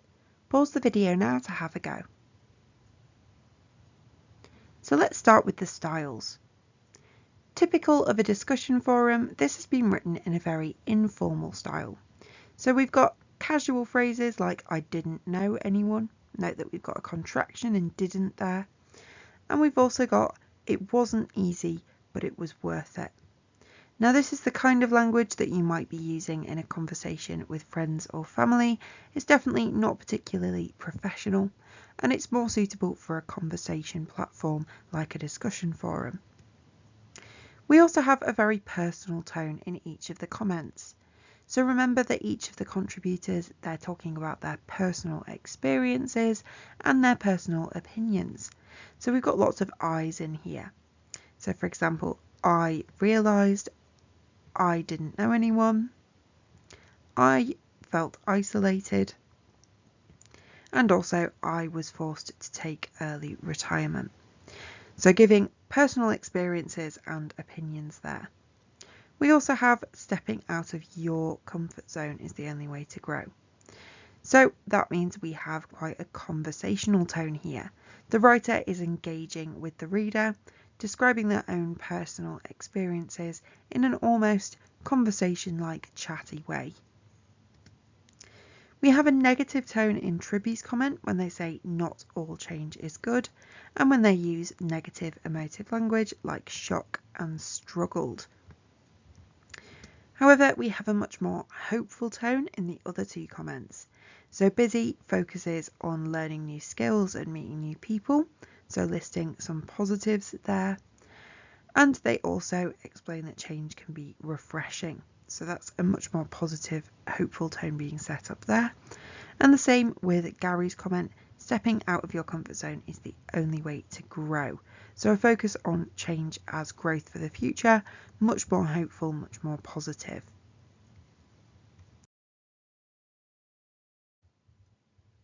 Now let's think about this text. What styles and tones can you spot here? Pause the video to have a go. So this text has been written in the following styles. It's definitely very formal, using lots of sophisticated language. So for example, change is an inevitable part of life. It can significantly impact our mental well-being. And it's just generally using quite formal language like suppressing. We also have specialist words to do with mental health. So words like psychologists, for example, and also anxiety. This is quite a personal text too, because it tells the reader acknowledge your feelings. So it's very personal, it's telling the reader directly to focus on what they can control as well. And it's informative too. So we've got this fact from a survey by the Mental Health Foundation, a little bit of a statistic there. And we've also got this thing that the psychologists have identified, the major changes causing shock, denial, acceptance and growth. So this text is definitely informing. It's also quite instructive and advisory because it gives us these coping strategies and uses command words to advise the reader to acknowledge their feelings, stay connected and focus on what they can control. The tones in this text, well, it is quite a negative text here. We've got this idea that there are these major changes of shock, denial, acceptance and growth. We've also got this idea of stress and anxiety, especially in the first half of the text. It's very negative, and we've also got the idea of long-term stress. It's definitely a very emotional text because we've got everything to do with anxiety and people's emotions, but it's also quite hopeful. So at the end here it says that it can lead to personal growth and resilience. So this text actually changes tone, and you might notice a change of tone throughout a text. It goes from being quite negative with the sort of emotions to do with change, and then it becomes more hopeful and positive towards the end.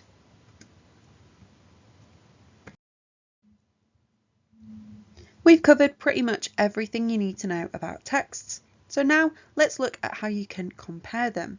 This is especially important for the last few questions of your exam paper. Before we look at comparing texts, let's break down how to make comparisons in a very simple way. So let's take rabbits and ducks, for example. Here we've got a Venn diagram. So both are prey animals, they eat grass, they live in groups and they have a tail, and those are similarities between them. However, there are also differences between them. So for example, rabbits have 4 legs and ducks have 2 legs. When you're making comparisons, make sure that you use plenty of comparative words and phrases. So for similarities, you could use the word both. Both rabbits and ducks are prey animals. You might also want to explicitly state that there is a similarity. So one similarity between rabbits and ducks is that they eat grass. You might use the word like, so like rabbits, ducks live in groups. Or you might say similarly to, so similarly to ducks, rabbits have tails. If you're identifying differences, then there are some other words that you might want to use. So for example, but. Rabbits have 4 legs, but ducks have 2. Or in contrast. Rabbits hop to move around. In contrast, ducks fly and waddle. You might also point out the differences. So one difference between rabbits and ducks is that ducks live in ponds and rabbits don't. And you might also use words like while. So while rabbits have fur, ducks have feathers. Try to include plenty of similarity and difference comparison words, and that will show the examiner that you're explicitly addressing a similarity or difference between your texts. In your reading exam, you might need to compare the writer's views. These are simply the opinions that each writer gives. So are they similar or are they different?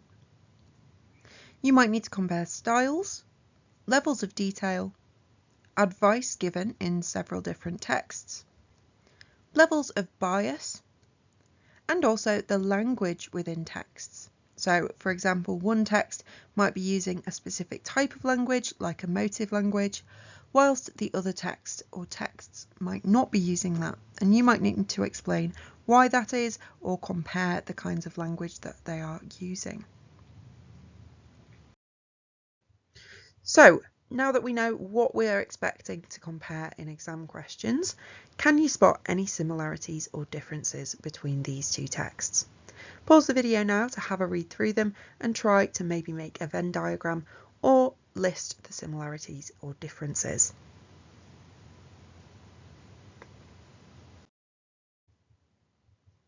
Did you find any of these similarities or differences?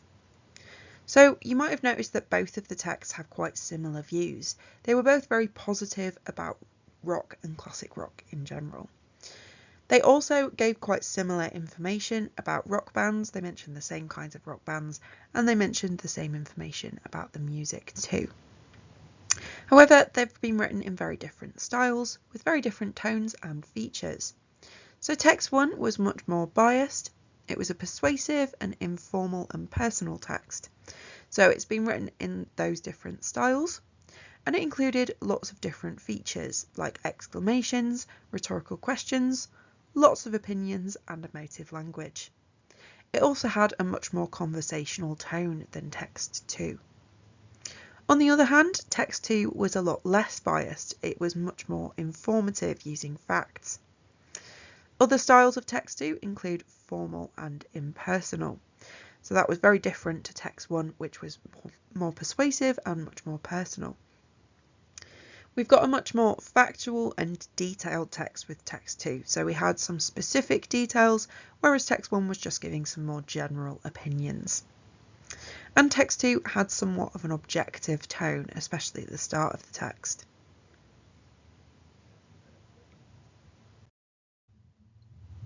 Now let's test your knowledge by comparing some longer texts. Here's the type of question that you might see in an exam. Compare the views of the writers of text 2 and 3 about change and how those views are conveyed. And this is worth 4 marks. Pause the video now to have a go at this. Let's start by thinking about the views of the writers. These writers have pretty similar views. They both think that change can be pretty difficult. So text 2 asks, why is change so challenging? And text 3 similarly admits that change can be uncomfortable. It can push us outside of our comfort zones and force us to face things we would rather avoid. So both are acknowledging there that change can be difficult emotionally or mentally. Both also think that change can lead to growth. So in text 2, we've got the idea that embracing change can lead to personal growth and resilience. And in text 3, we've got the idea that it's where the seeds of new experiences, deeper relationships, and exciting opportunities are planted. So very hopeful there, suggesting that change can lead to these new positive experiences. So in these texts, we actually have very similar views. Now let's think about how those views are being conveyed. So the writers are using different methods to convey these views, or similar methods, and we need to identify those. Both texts are using command words. So in text 2, for example, we've got acknowledge your feelings, stay connected, and focus on what you can control. So lots of commands there to give advice. And text 3 is using command words as well, but to persuade. So for example, we've got ask yourself and embrace it. We also have lots of rhetorical questions in text 3. So for example, how many of those moments were the result of change? How many times did you step into the unknown, leaving behind the safety of what you knew? So we've got lots of rhetorical questions to persuade the reader in that text. And we also have a rhetorical question in text 2. So why is change so challenging? Now this rhetorical question is being used a bit differently. It's not being used to persuade the reader, but it is being used to relate to the reader's experiences. They might think that change is quite a challenging thing, and then they're going to answer that question. So we've got a bit of a question and answer structure to inform the reader there. So both are using commands, both are using rhetorical questions, and both are also using emotive language. So for example, in text 2, we've got stress and anxiety being mentioned. So using emotive language there to fit with that topic of mental health and think about the emotional impact of change. We also have some emotive language in text 3. Change is often seen as something to fear, something that disrupts the comfortable and predictable rhythm of our daily lives. So both are using emotive language to relate to the reader's feelings. Both of these texts are quite personal as well. So if we think about the style of the text, both of them are personal. So text 2 is using direct address, acknowledge your feelings, to directly tell the reader what to do and to kind of speak to them directly. And text 3 is also doing that too. So we've got very personal words in here. So for example, it can push us to step out of our comfort zones, challenge our beliefs, and force us to face things that we would rather avoid. So very, very personal, both of these texts, both trying to engage the reader in that way. And both of them are quite formal as well. So we have some professional language. So in text 2, psychologists have identified several stages individuals often go through. And in text 3, just for an example, change is one of the most powerful forces we can experience, and it is also one of the greatest opportunities we will ever have. So a little bit of sophisticated language in there, definitely no sort of slang or conversation, particularly chatty sort of informal language. Now let's think about the differences. So text 2 is much less biased than text 3. That's because it's a lot more factual. So the first part of the text, if we remember the purpose of it, was to inform. So we've got this expert opinion from psychologists identifying these stages when people go through change: shock, denial, acceptance, and growth. And we've also got some statistics as well. So we've got some research in here, a 2021 survey by the Mental Health Foundation, so a reputable organisation there, found that 64% of adults reported increased anxiety during major life transitions. In contrast, text 3 is simply just giving lots of opinions and trying to convince the reader. So we've got, for example, it has a way of pulling us out of our familiar routines and putting us in situations where we must adapt, learn, and grow. Now, this is just opinion. There's nothing to back this up at all. They're just trying to persuade the reader to agree with that opinion.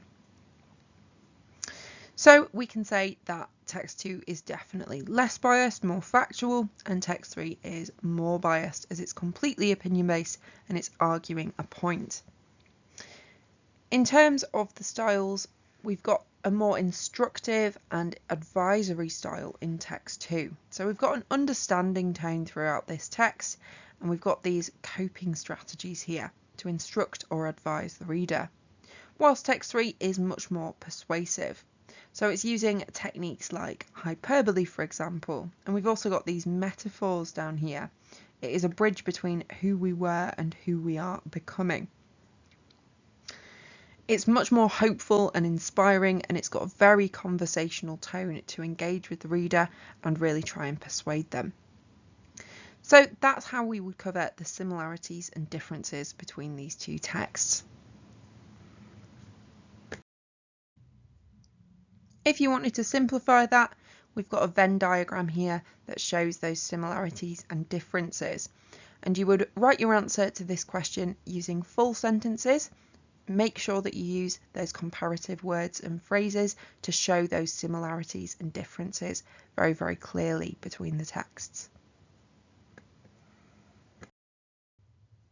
So, how could we answer this question in the exam? Well, let's break it down and look at this model answer to give you some ideas. So one way that you can answer this, because first of all we need to compare the views and then we need to compare how these views are conveyed, we could do that in two separate paragraphs. So let's start by thinking about that first word in the question, compare. This means we need to be using comparative phrases to show that we've identified similarities and differences. So in our example answer, we've got both writers, however, both writers, both texts, and in contrast. So all of these words are showing either a similarity or difference between those texts. Thinking about the next part of the question, where we've mentioned the views, we know that that means the writer's overall opinions on the topic. So it's a good idea to word your answer by saying what the writers think. Here we've got both writers think that change can be challenging. The writers believe that change can be a positive force leading to growth. So we've mentioned their overall opinions on the topic, and then we've given a couple of examples from each text to show this. Remember to focus on the specific topic of the question. So in this case, we were thinking about what the writers think about change specifically. So mentioning that topic several times in your answer will show that you're focused on that particular issue. So change is mentioned several times throughout this answer. And finally, we've got how these views are conveyed. So remember, that's to do with the techniques that the writers are using. Things like the sort of language features, the tone, style, level of detail, level of bias, formality, facts and opinions across the text. So if we have a read through the second paragraph of our model answer, we've got both texts using a personal style and commands. So that's a similarity between how those views have been conveyed. However, we've got some differences as well. So text 2 being more opinion-based and biased and using things like hyperbole and metaphors to persuade the reader. And then we've got that key phrase for comparison in contrast to show our difference, with text 3 being more factual and less biased, using statistics to inform the reader. So this is a really great comparison between these texts because it's considering the views, how the views are conveyed, it's focused on that topic of change, and it is using lots of comparative phrases. Remember, this will often be the trickiest question on your exam paper, and it will come at the end. So make sure that you know how to answer these sorts of questions. Looking to gain your English qualification and take the next step? Start with our free bespoke initial assessment diagnostic test. It accurately identifies your current level and recommends the perfect course to help you get started. As you progress, the course updates your level automatically based on how well you perform in the tests. It's perfect for tutors and providers to monitor progress, and just as useful for students to track how far they've come. Your first step in the course is the Subject Knowledge Assessment. This checks your understanding across the full English curriculum and recommends the key topics you should focus on. The course layout is simple and easy to navigate. Your personal dashboard shows course completion, average scores, and recent results, so you can quickly revisit any topic. Your current level is always visible at the top of the course. Every topic contains expert video tutorials, practice questions, and topic tests. First, watch the tutorial video for a clear explanation. Then, complete 5 quick-fire, multiple-choice questions to check your understanding. Finally, take the topic test, featuring exam-style questions with instant feedback and full written solutions. Ready for the next challenge? Our course includes AI-marked mock exams in reading and writing, the fastest way to get accurate exam-standard feedback. These practice exams match the style and structure of the real tests and give you results in seconds. Prefer printed mocks? We also offer paper-based mock exam booklets delivered to your door. When you're consistently scoring over 60%, you're ready to book your exam. Choose a date and time that suits you, or book now and pick a date later. Whatever works best. Get started today and take control of your English qualification with past functional skills. Now that we've considered the reading exam, let's think about the writing exam. Now, a lot of the content that you learned in the reading section will help you with your writing. But there are some other things that you'll need to know as well, which we'll cover in this part of the course. First, we're going to think about why you're writing, so the purposes of the text that you might write. We learned about purpose in the reading section, and it's also very important to consider your purpose when you're writing. In your writing exam, you might need to write to inform, to persuade, to explain, or to describe something, along with many other purposes as well. If you're writing to inform, it's a good idea to use lots of facts, statistics, expert opinions, and research. Remember, if you're informing, then you don't want to be giving your opinions, you just want to educate the reader. Often, to inform will be just one purpose that you have to write for, and you might have several other purposes to write for in the same text as well. If you need to persuade your reader, remember to use plenty of persuasive language techniques. So things like commands, hyperbole, you might want to use some emotive language in there as well, or some rhetorical questions. If you're persuading, it can also be a good idea to back up your opinions with, for example, some statistics or some research. You might also need to explain things to the reader. So when you're explaining, you want to be thinking about reasons behind something, or think about the cause and effect. Finally, if you're describing something, then try to think about the 5 senses. Tell the reader what something looks like, what it sounds like, what it feels like, smells like, or tastes like.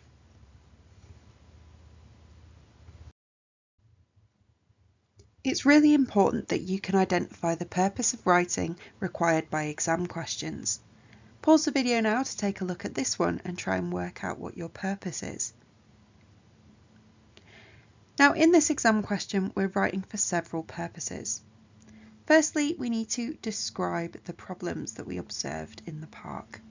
So we want to explain to the reader what we can see here. We need to describe what kinds of litter are there, what kinds of equipment have been damaged, and what kinds of facilities are lacking. So we'll also be informing the reader when we're doing this. We'll be telling them what the problems are. Next, we need to explain how these problems are affecting the visitors. So we want to go into a bit of detail about the effects of these problems. Finally, we need to persuade the council to make improvements. So we've got to suggest practical improvements that can be made. If we're writing this text, then we're going to want to be persuading the council. There's no reason to write a letter unless we want the council to do something about it. So we have to tell the council what we want them to do, and we've got to try and be as persuasive as possible to convince the council to agree that these changes should be made. Let's consider another example. So what's the purpose of writing in this exam question? Firstly, we need to describe what the event was like and what was involved, because we've been asked to give an account of the event and explain what's happened on the day. So we might want to give details about what we could see, hear, touch, smell, or taste at the event.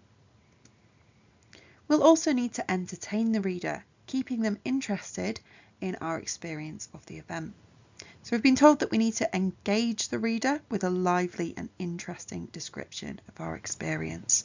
So we might want to include some humour in there, we might want to use some quite personal language to keep this nice and entertaining.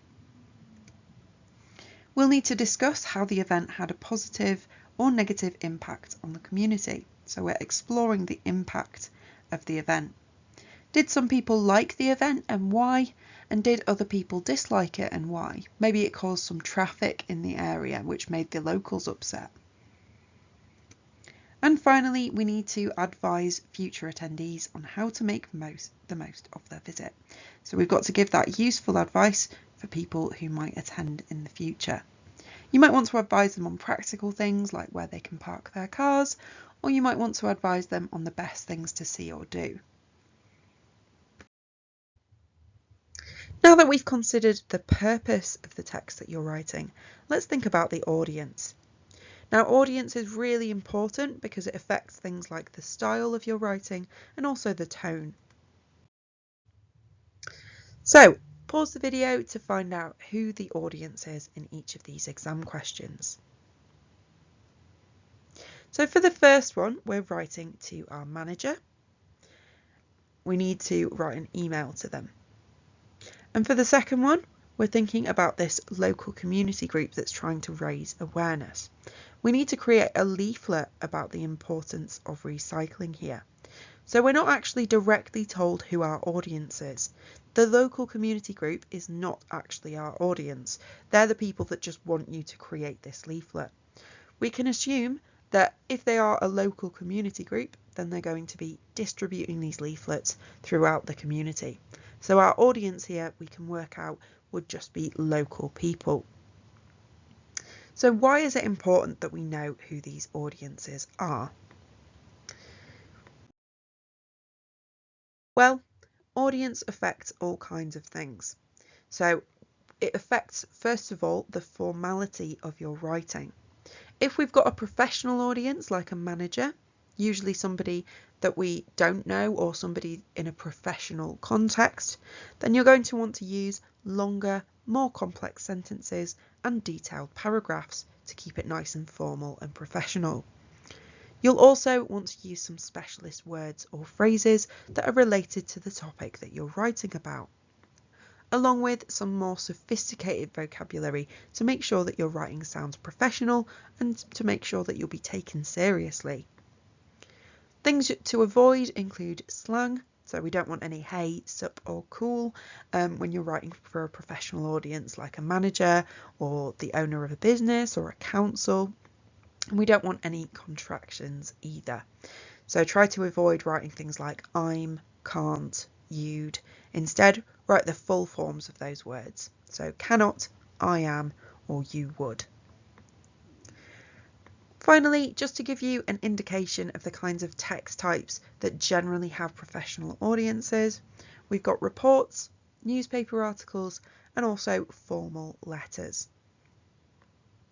If you've got a more casual audience, then we're going to write in a more informal style. So you might want to use things like shorter, more incomplete sentences, especially if you're trying to persuade the reader. You might want to include some kind of catchy slogan in there. You can use some slang words that sound a bit more casual. However, try to keep your writing at least somewhat professional. Remember that you are in an exam environment. You can use more casual phrases and you might want to use some idioms in there as well. You can also use some contractions. Remember, we'll be writing to people like friends and family here. And you can use some exclamations too. The kinds of text types that usually have a casual audience include things like posters, magazine articles, or informal emails.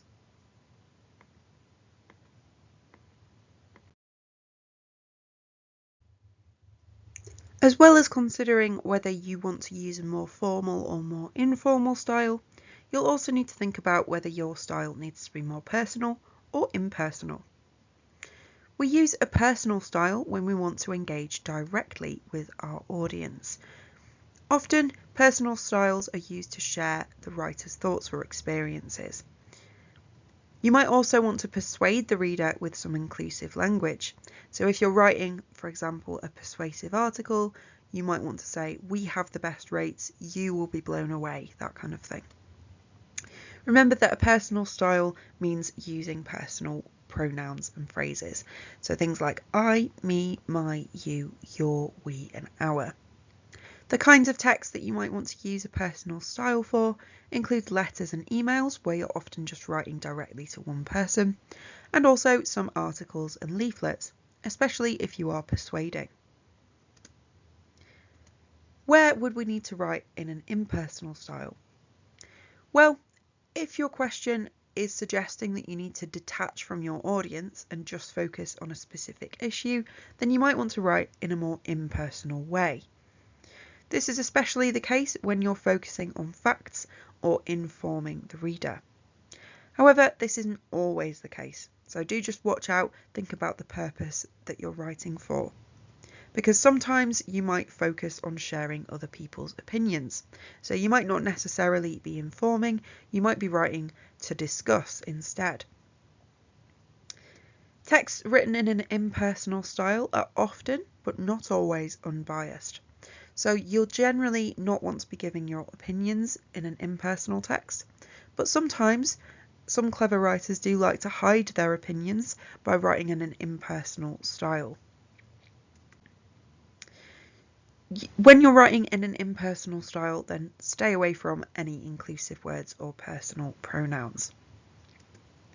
Text types that are pretty much always impersonal include reports and usually serious newspaper articles as well. So generally, if you've got a very informative purpose and you're not giving any of your own opinions and not needing to engage the reader, then you'll be wanting to write in a more impersonal way.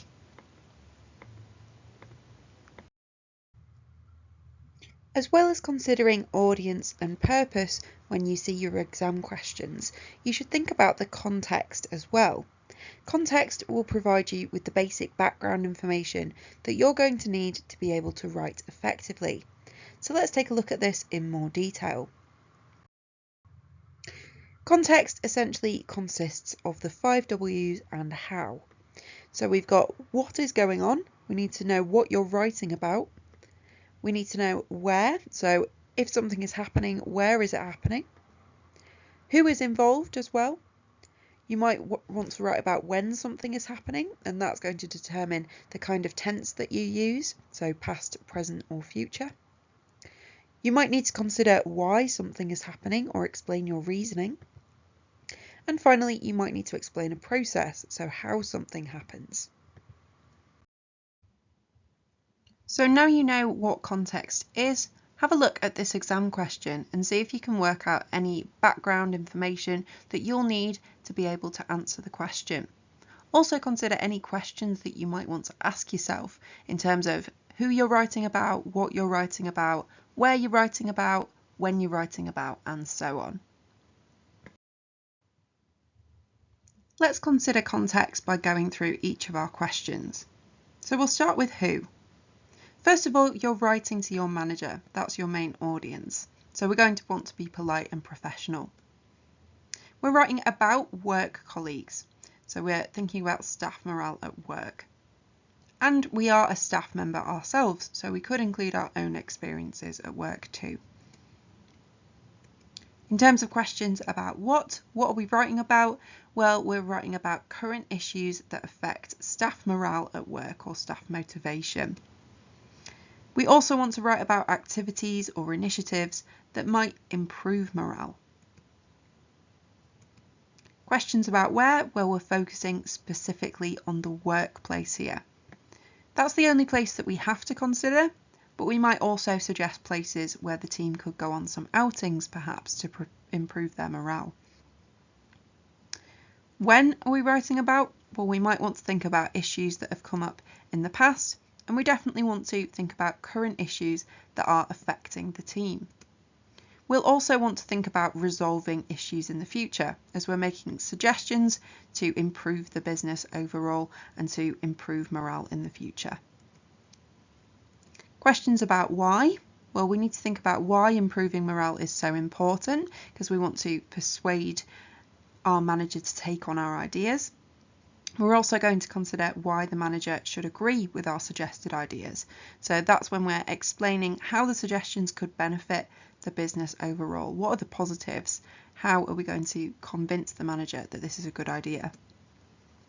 And finally, questions about how. So how will your suggested changes improve morale? How are those activities going to affect the workers? And how will improving morale benefit the business? So what are those positives? How can we make this as persuasive as possible? Now let's think about how you can format your work. So how are you going to position different things on the page? And how are you going to organise it as well, using techniques like bullet points, for example? Then we're going to consider the language that you can use.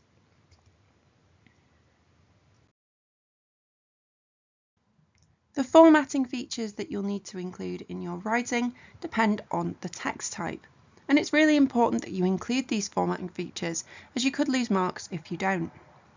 So we'll start with an article. If you've been asked to write a newspaper or a magazine article, then you'll need to start with a heading. That just summarises what the whole text is going to be about. Underneath that, include a strapline. Now this is just a catchy introductory sentence. It gives a bit more detail under the heading about what the text is going to be about. We then have subheadings, and they're going to tell the reader what each section is about. And you should also include your name to show who has written the text. Next up, we have letters. Now letters can seem a little bit complicated at first, but the more you write, the better you'll get. So first of all, in the top right, make up an address to use. So that's going to be your sort of personal address, but make sure that you make this up. You don't want to be giving your address away in the exam. And also try not to include your name when you're writing your address. It's important to do this because some exam boards will take off a mark if you have included your name on your address. Underneath that, you've got the date. Then on the left hand side, you're going to write the name and address of the recipient. So for example, Pearson McName, 8 Generic Lane, East Formatting, and then the postcode. Now, if you get these mixed up, if you can't remember who goes on the left and who goes on the right, the way that I always remember this is I'm always right. So put yourself on the right.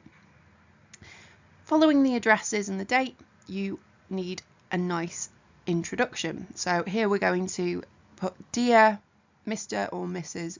Person, if you know the name, or Dear Sir, Madam, if you don't know the recipient's name. So that's a nice greeting to begin with. And then in the first line, try to explain why you're writing. So it's always a good idea to start with, I am writing to. Then have a nice polite final sentence before using yours sincerely or yours faithfully to sign off your letter, and then your name right at the bottom. You should use yours sincerely when you know the name of the person you're writing to, or yours faithfully when you don't. For emails, it's pretty similar, except this time instead of physical addresses, we have web addresses. So email addresses at the top, then we've got a subject line, which is just like a heading for the email, tells you what it's going to be about. Then Dear, the person that you're writing to, explain why you're writing, maybe include some bullet points or some numbers or other paragraphs as well. And then a nice polite concluding sentence before you sign off with kind regards and then your name. It's always a good idea to use kind regards for an email. Don't use anything like yours sincerely or yours faithfully. That's much more appropriate for a letter. Then we'll take a look at leaflets. So leaflets, pretty similar to articles. We've got headings and subheadings. It's also a good idea to include things like bullet points or numbered lists in leaflets too, just so that you can organise your information quite clearly.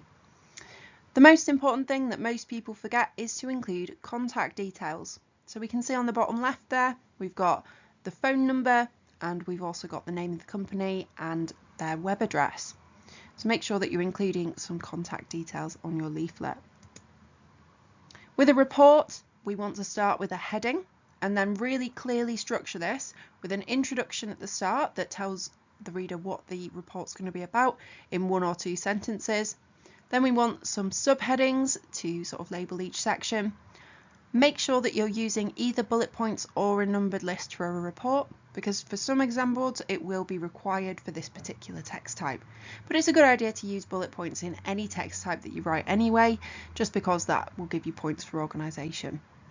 Finally, round off with a conclusion. Now, in your conclusion, you might want to give some suggestions or recommendations based on the information that you've given throughout the report. Finally, we've got forum posts. So there are no specific formatting features that you need for these, but it's a good idea to include the name of the website, then your name and the date as well, before giving a heading and some paragraphs. So now we've covered all of the different types of formatting features that you need for each text type. But you can also use a variety of organisational features no matter what text type you're writing. So generally using things like bold or underlining, especially if you're doing an online exam, that's going to help to separate out the most important information. You can also use subheadings, really no matter what text you're writing, to tell the reader what each section of the text is about, and you can kind of split it up that way. And you can try to use bullet points and numbers. So using bullet points especially is very effective for giving a clear and structured list. And if you try to get bullet points into every piece of writing that you do, then you'll get bonus points for organisation. The language that you use when you're writing will depend on the purpose. So if you're writing to inform, remember that you're educating your reader. You're going to want to use plenty of facts. Now, you might not know any facts about the topic, but if you don't worry. You can just make these up in the exam. You might also want to use some statistics. Once again, you can just make these up. So you might say, for example, 30% of people in the town agreed with the council's proposal. Likewise, you could use some expert opinions. So you could say, for example, Dr. Anna Zagowski from the University of York said that. And then you could go on to give that expert opinion and show that you've got that information from a reputable, respected source. Likewise, you can include references to research. So, for example, you could use phrases like studies have shown that, or you could use a phrase like research suggests. Finally, you can use anecdotes. So if you've given a broader statistic, you might want to zoom in on an individual story or case study just to make it seem a little bit more personal and inform your reader on a more personal level. If you're persuading, on the other hand, then you're going to want to use lots of persuasive language techniques.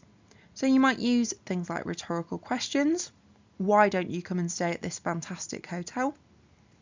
You might use emotive language. So that could be positive or negative depending on what you're trying to achieve.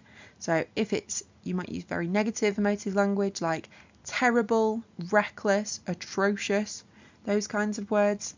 Or you might want to use more positive emotive language like lovely, amazing, brilliant.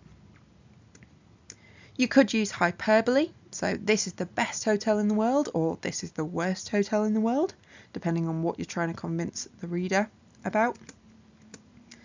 And commands as well. So stay at this hotel, book now, those kinds of things, just to instruct the reader directly, command them to do something. Other techniques you can use are things like repetition, alliteration, and rule of 3. And these really help things to stick in the reader's mind. When you're persuading, you might also want to use some facts and statistics to back up your opinions and make things more convincing for the reader. If you're explaining, then try to use the cause and effect structure. So with the cause, explain why something happens, and then explain the effect of that something. So what particular result is coming from that. And if you're describing, then try to include some sensory details. So what can be seen, what can be heard, what can be touched, tasted or smelt. Just include lots of sensory detail to help the reader imagine whatever you're describing. Things like metaphors and similes can also help you to do this, as well as idioms, as these make comparisons between different things and generate a kind of picture in the reader's mind. And if you're describing, it's absolutely crucial to use plenty of adjectives and adverbs. These are words that are specifically designed to describe things. When you're thinking about what language you want to use, try to include some organisational markers. These are specific words that help you to organise your text, and they can do several different things. Try not to confuse them with organisational features. These are completely different things. Organisational features are to do with how the text is visually organised, and organisational markers are specific words and phrases used to organise parts of the text. So, organisational markers can be used to create connections between information or ideas. They can be used to connect things together, like and, also, additionally, as well as, or furthermore. They can be used to contrast two opposing ideas, like but, however, unlike, conversely, and so on. They can be used to explain ideas, so using words like so, because, as, due to, or since. And they can also be used to sequence ideas. So we've got words like firstly, finally, then, after, until, when, and while. So let's have a read through and try to spot the organisational markers. In Chinese culture, the waving cat is a symbol of good fortune and prosperity. Firstly, as it is believed to bring wealth and positive energy, the waving cat is commonly displayed in homes and businesses. So here we've already got a couple of organisational markers. So we've got firstly to introduce information, and then we have as to further explain ideas. And these are mentioned over here. So firstly, as it is believed to bring wealth and positive energy, the waving cat is commonly displayed. So here we're explaining why people display this waving cat. Additionally, the cat's raised paw is thought to represent different kinds of fortune.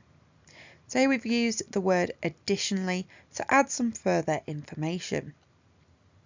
For example, if the left paw is raised, it attracts customers or clients, whereas the right paw is linked to wealth.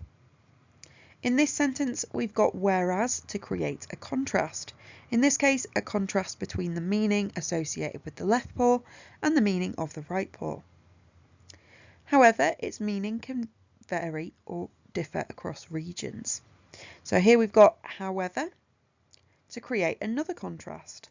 This time we're creating a contrast between the standard meanings with the right and left paw and its sort of different meanings across different regions.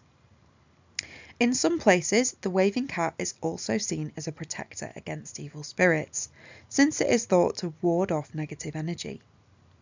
So here we've got the connecting word also, so that's adding some information with that organisational marker. And then we have since as well, to explain why the waving cat is seen as a protector. Although the symbol's main association is with prosperity, it can also represent safety and good luck.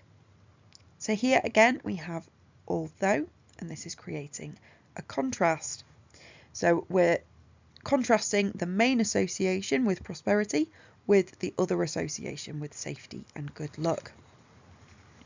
We then have also to add some further ideas. And we've got an and, which is adding those further ideas as well. So it's not just representing prosperity, we've added on that it represents safety, and it can also represent good luck. Then we've got furthermore. Because of these varied interpretations, the waving cat is cherished in different ways throughout China. So furthermore is an organisational marker to add ideas, and then we've got because, which explains ideas. So here we're explaining why this waving cat is being cherished in different ways. Then in the final sentence, finally, whilst its appearance and meaning may vary, the waving cat remains an enduring symbol of good fortune. So we've got finally to wrap up and conclude the information here. And we've got whilst to create a contrast. So a contrast in this case between its various meanings and its status as a symbol of good fortune everywhere. So try to use lots of organisational markers just like these ones in your own work to try and create some sophisticated connections between ideas. So we know how to connect our ideas together, but we can't do that very effectively if we don't have good grammar. Grammar is really important. It's the way that we organise our writing to make sure that our meaning is clearly understood. Poor grammar means that our work will be very, very difficult to read and understand. So make sure that your grammar is very strong. Let's take a look at some grammar rules to help you with this. So our first rule is that every single sentence you write needs a subject and a verb. So what is a subject? Well, it's either a noun or a pronoun. So it's essentially a thing or a person. So we've got things like woman, people, computer, sky, council. All things are nouns. And pronouns include things like he, she, I, they, and we. So explaining who is doing something. We also need a verb. Now a verb is a main action or a doing word. So when an action is happening, then we will need to include that within a sentence. So we need something to happen in the sentence and we need something to do that. So our example here is the dog barked. So our subject is the dog, that's the thing doing the barking, and barked is the thing that it's doing, the verb or the action. Within your sentences, the subject and the verb need to match up. So often this is quite easy once you have learnt the language for a while, you'll just sort of naturally be able to put them together. But occasionally we've got some trickier verbs and trickier subjects where you might not know how to match them up. So for example, if we've got the subject I, we would say I go to the shops, or I have a dog. I say what I mean, those kinds of things. We've also got to think about the different tenses. So in the present tense, that's what's happening now. I do my homework. I did my homework in the past tense. In the present tense, we would say I am a good person.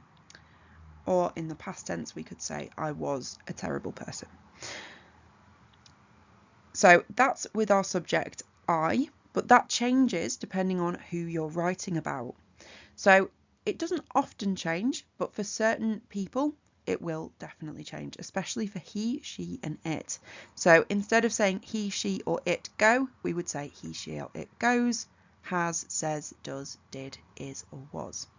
So it's a little bit different from the others. And with some verbs, you'll need to change it for you or we or they as well. We've mentioned tenses already, but what exactly are they? Well, a tense just shows you when something is happening. So if something has already happened, you need to use the past tense. If something is happening right now, you need to use the present or present continuous tense. And if something will happen in the future, then you need to use the future tense. So there's a few different ways that you can construct these, but it's really important that you think about the subject that you're using, because depending on the verb, the tense might change slightly depending on that subject. Especially for the past tense, there are quite a few verbs that will slightly change. Pause the video now if you want to take a look at how to construct different tenses.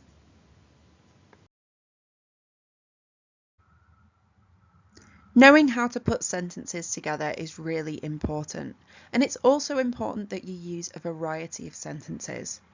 Your examiner won't be very happy with you if you just stick with our simple sentences. They can be very effective to really emphasize a certain point, but you shouldn't overuse them because then your writing will be overly simplistic. So here's an example of a few simple sentences. We've got social media connects people, public transport is no longer affordable, and healthy eating is essential. Simple sentences tend to be short and they only consist of one independent clause. So one main idea in the sentence, not connected to any other ideas. Try to use a combination of simple sentences as well as compound and complex sentences. So let's take a look at those compound and complex ones now. A compound sentence joins two ideas together. So we've got two independent clauses here. I love painting landscapes, that's our first idea. And then we've used the word and to connect that to the next idea. So I love painting landscapes and I also enjoy creating abstract art. In the next one, we've connected two ideas again. So exercise can be done at home or you can go to a gym. So instead of and this time we've used or to connect two separate ideas together and give two options. And our final example, reading expands your knowledge and it also improves your focus. So again, we've got two separate things that we've joined with and here. You can also try to use complex sentences, and you will get more marks if you can construct these correctly, but they can sometimes be a bit tricky, so make sure that you practice constructing them and then make sure that you check over your work. So let's take a look at a few examples of complex sentences. Firstly, while I paint, I feel a sense of peace that I don't experience with other activities. So what makes this a complex sentence? Well, we've got the word while at the start of the sentence. We've got while I paint.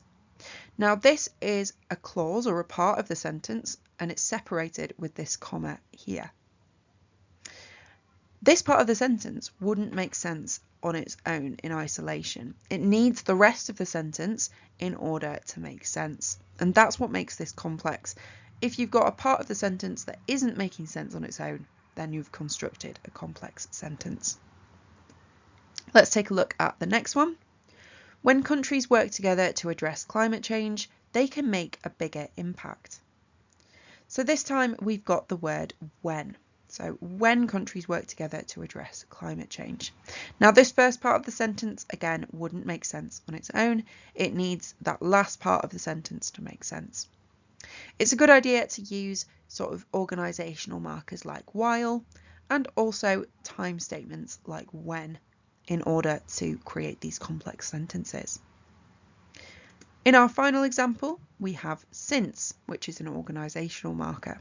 So since online shopping offers a wide variety of products, it's become increasingly popular. Once again, because of that since at the start of the sentence, the first part of the sentence doesn't make sense unless we have that last part of the sentence, it's become increasingly popular. And that's what makes this one complex. We've connected some ideas together with organisational markers, or we've connected ideas in other ways.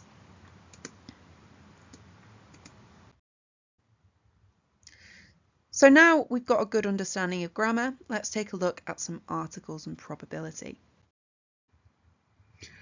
So let's think about using articles. There are three articles, a, an and the. Articles tell us whether something is general or specific. So, for example, please can I have a glass of water?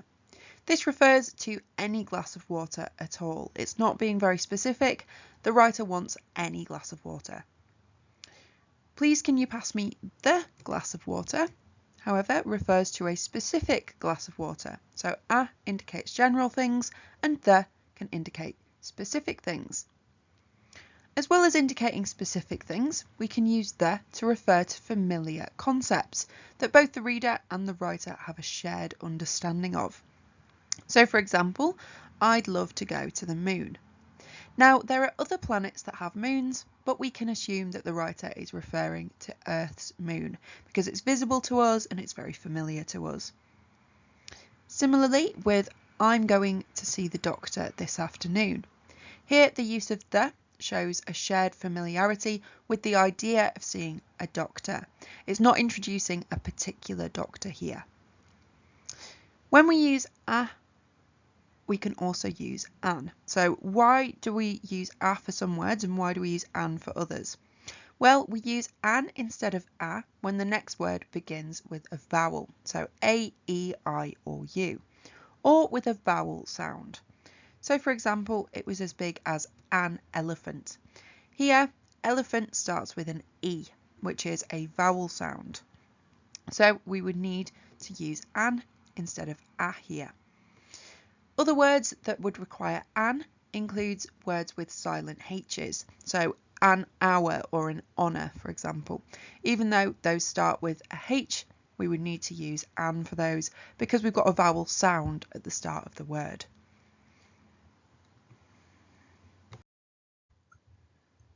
You also need to know about modal verbs. Now these are very helpful words for constructing sentences. They can express all kinds of different things. So for example, we've got can, which can express the ability to do something. So I can swim, for example. It can express permission, so you can borrow my book, allowing someone to borrow the book there. And it can explain possibility. So it can rain tomorrow. That's showing that it's a possibility that it will rain tomorrow. We've also got words like could, may, might, must, shall, should, will, would and ought to. Now these can be used for all kinds of things. If you want to have a read through and see what each one gets used for, if you're not sure, then you can pause the video now.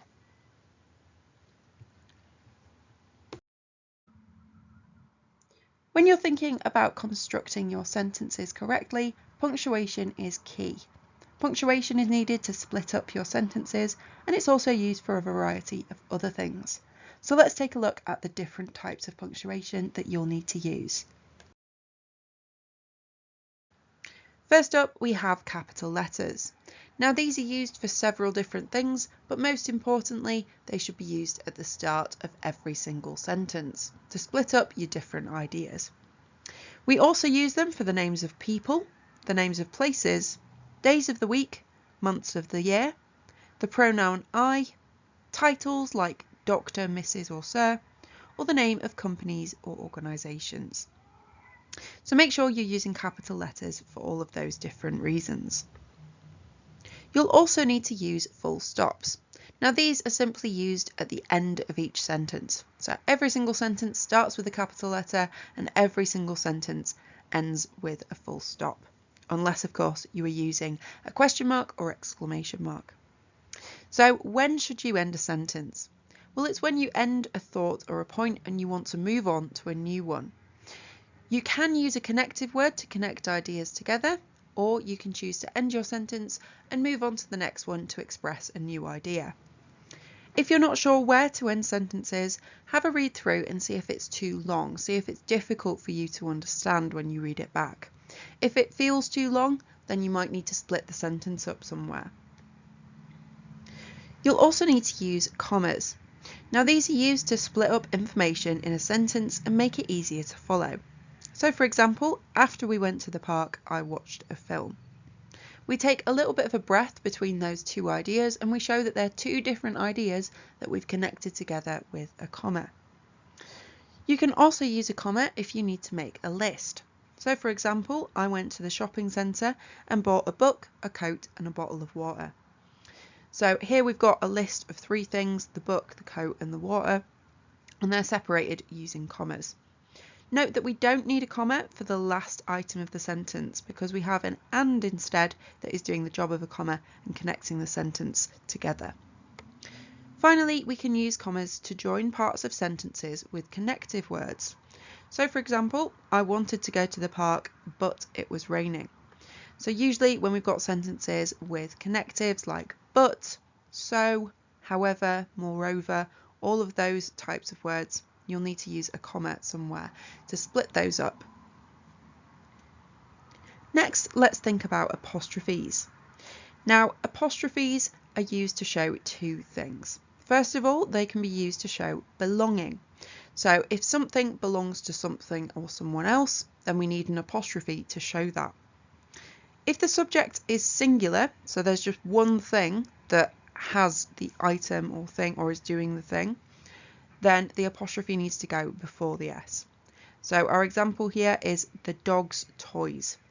So we've got the apostrophe there coming before the S on dogs. And that shows that there's only one dog involved here. However, if the subject is plural, so if there's more than one dog, then the apostrophe needs to go after the S to show that. So here we're showing that the toys belong to several dogs because the apostrophe is coming after the S in dogs. As well as showing belonging, apostrophes can be used to show contraction. So you might remember from the formality section of the course that we've looked at contractions where two words are shortened into a single word using an apostrophe. So examples would be does not shortened into doesn't, I am shortened to I'm, and will not shortened into won't. So remember that you should only be using these contractions when you're writing an informal text. However, you can use apostrophes to show belonging in any text that you write, formal or informal. Next up, let's look at question marks. Now, these do what they say on the tin. If we've asked a question, then we're going to use a question mark to show that. The question mark goes after the question. So, for example, what gives us the right to treat innocent animals in this way? We're asking a question there. The question mark goes at the end. And would it be possible to receive a full refund? The question mark here is ending the sentence, and you don't need a full stop. And finally, we have exclamation marks. Now, these can add emphasis to a sentence or show particularly strong emotions. So the exclamation mark, just like a question mark, needs to go at the end of a sentence. Let's take a look at some examples. You won't believe how much better you'll feel after just 1 week of healthy eating.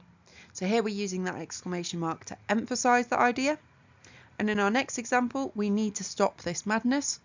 We've got this idea of madness, so we've got this strong emotion within that sentence and we've ended it with an exclamation mark.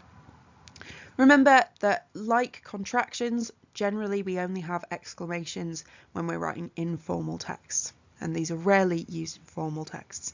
So try to avoid using them if you're writing particularly professionally or formally.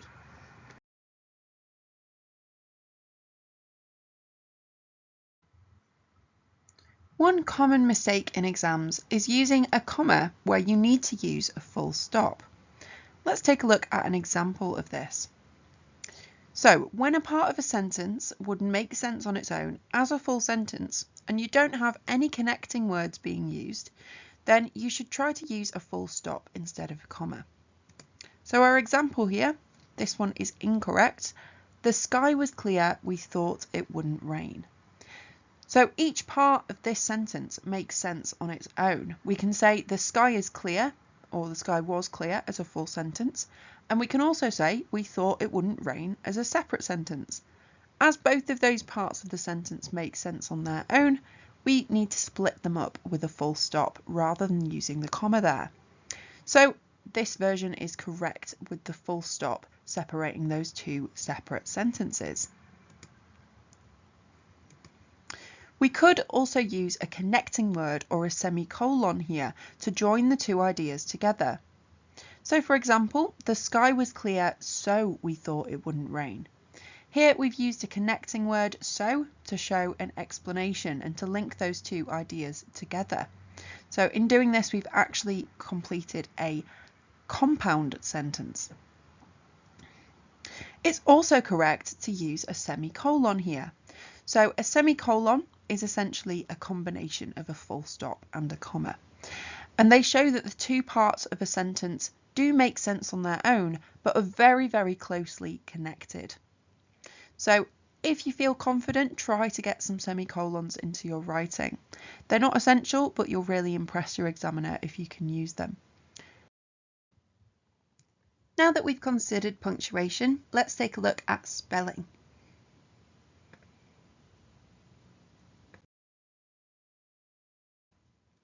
So let's start with homophones. Now, these are words that sound the same or similar, but they're spelt differently and they have different meanings. So we'll start with this example, accept versus accept.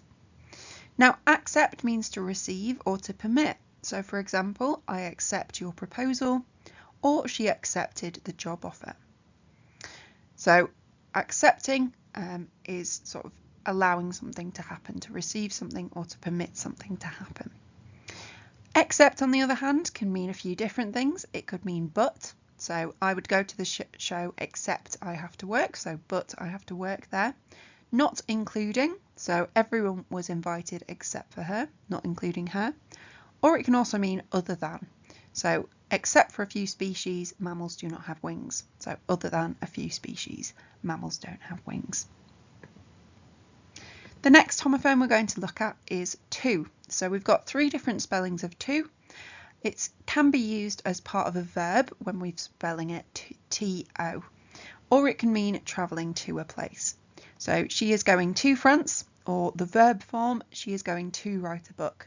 So you could have to play, to dance, to be, to do, anything like that as part of a verb. Now to, when it's got 2 O's, indicates too much of something, or it can also mean as well as. So I've eaten too much today, or she's coming as well as the rest of us. Finally, we have the to with a TWO, and this simply indicates the number 2. So for example, I have 2 brothers, or there are 2 cookies left. We also have we're, were, and where. Now these are all pretty similar sounding words, but they all have completely different meanings.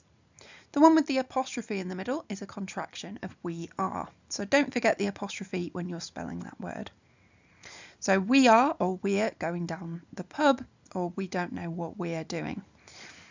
Were, on the other hand, indicates that something's happened in the past. So our examples here, what were you doing last night? Or how were your grandparents when you visited them last week? Something that's gone on in the past. Finally, we have where with a H, and that indicates a location or possibly a situation. So we've got where did I leave my gloves, asking for the location there.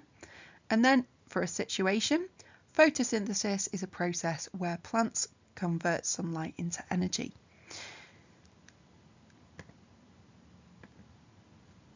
We've also got your and your.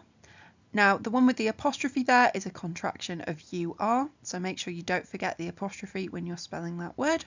So for example, what do you think you're doing, or you're doing well with your revision. Here we could replace your with you are. However, if we don't have the apostrophe and the E at the end, then we're indicating ownership or belonging. So for example, is that your dog, the dog belonging to you, or your generosity is appreciated. So the generosity that belongs to you.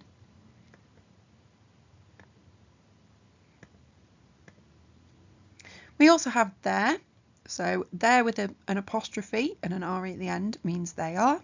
Once again, don't forget that apostrophe when you're spelling this contraction. So they're preparing to leave the house, or they're important problems that need to be addressed. There with an EI indicates ownership or belonging. So for example, their house overlooks the lake, or people are entitled to their own beliefs. So when we've got a group of people, if something belongs to them, then that's the spelling that we need to use. Finally, we have there with a H in it, and that indicates either the existence of something, so there's a dog over there, or there are lots of dogs over there, or it can also refer to a location. So we can have there are many factors that need to be considered, or the bowling alley is over there behind the cinema.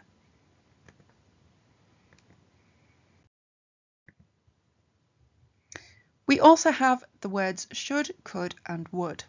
Now these are often followed by the word have, and they can be contracted to should have, could have, and would have. Never use the word of when you're saying should have, could have, or would have. So it's incorrect to say I should have called you earlier. Instead it should be I should have called you earlier. Apostrophes are usually used to show possession. However, there's one exception to this rule. So we've got its, and that's the possessive form of it, with the contraction with the apostrophe in it being it is or it has. So it'll be easier to show an example of this. So it's incorrect to say the dog wagged its tail, because that's a contraction of it is. So here we're saying the dog wagged it is tail, which doesn't make sense. Instead, it should be the dog wagged its tail without an apostrophe. In this case, this is the possessive form of its. We also have it's been a long day. Now this is incorrect. because this is the possessive form. So we need the contraction it is. So instead we should use the apostrophe here. Now this is the only word that this applies to, so just learn this particular rule for its.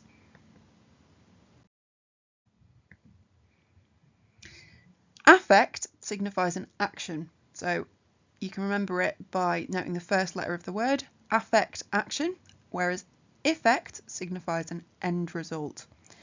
So let's take a look at some examples of this. The problem affects many young people in the UK.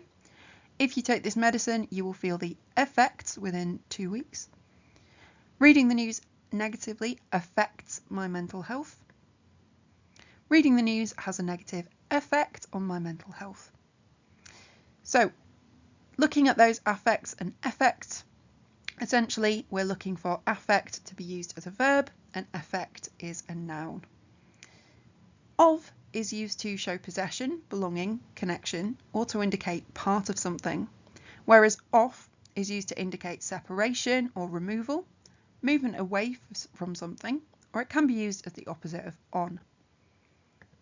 So here are some examples of this. He is a friend of mine. The friend is yours, belongs to you. A connection between you and that person. A glass of water. The water is in the glass, so we've got a connection there, or a part of something. We've also got the tip of the iceberg. That's again indicating a part of something. She took the book off the shelf. Now here that's suggesting a separation or removal from the shelf. The plane took off at 9 a.m. That's moving away, taking off. And the opposite of on here, turn the lights off. Now let's have a look at some double letter words. So here we've got occurred, necessary, recommend, accommodation, commit, occasion, embarrass, possession, professional, address, successful, permitted, exaggerate, and tomorrow. And all of these words have a double letter in them.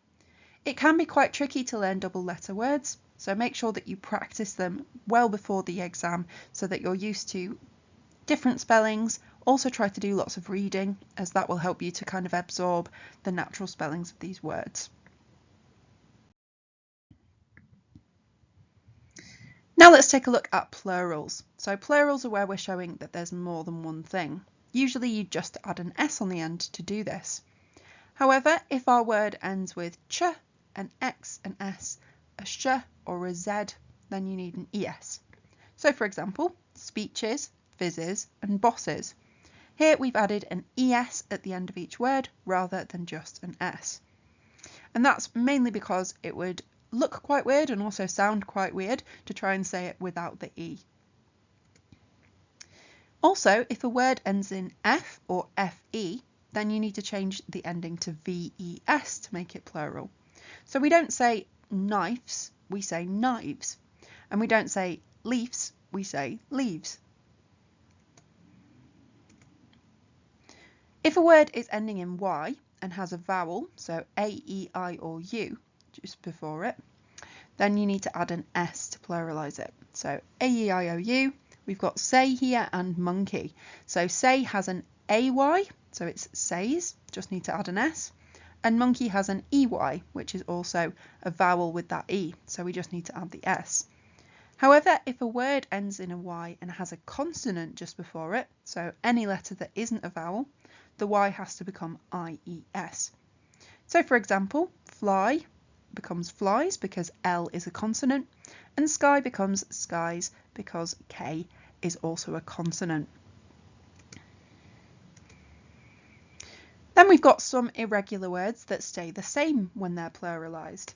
So for example, information, research, feedback, advice, staff, work, and sheep. Next, let's take a look at the I before E except after C rule. Now this simply means that for most words, not all words, this is just a general rule, I needs to come before the E when there's an IE in the same thing together. So for example, we've got cashier, achieve, believe, field, peace and chief. So the I is coming before the E. However, this isn't the case when we have a C immediately before the I and the E. So for example, we've got receive, ceiling, perceive, deceit and receipt. In all of these words, we've got a C coming before the I and the E, so it needs to be EI. But there are some words, as mentioned, that don't follow the rule. For example, C's, fancies, protein and caffeine. One type of word that people often struggle to spell are words that have silent letters in them. These are letters that don't get pronounced within the word, but they are used in the spelling. So for example, we've got climb, handsome, right, knife, honest, knowledge, doubt, ghost, muscle, sign, listen and psychology. And all of the letters that are highlighted in green here are silent within the word, so you don't pronounce them.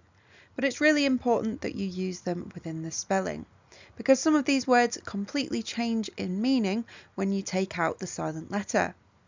For example, if we look at right, if you take out the W in right, then it doesn't mean writing anymore. It actually means something like a religious rite or a sort of ceremony.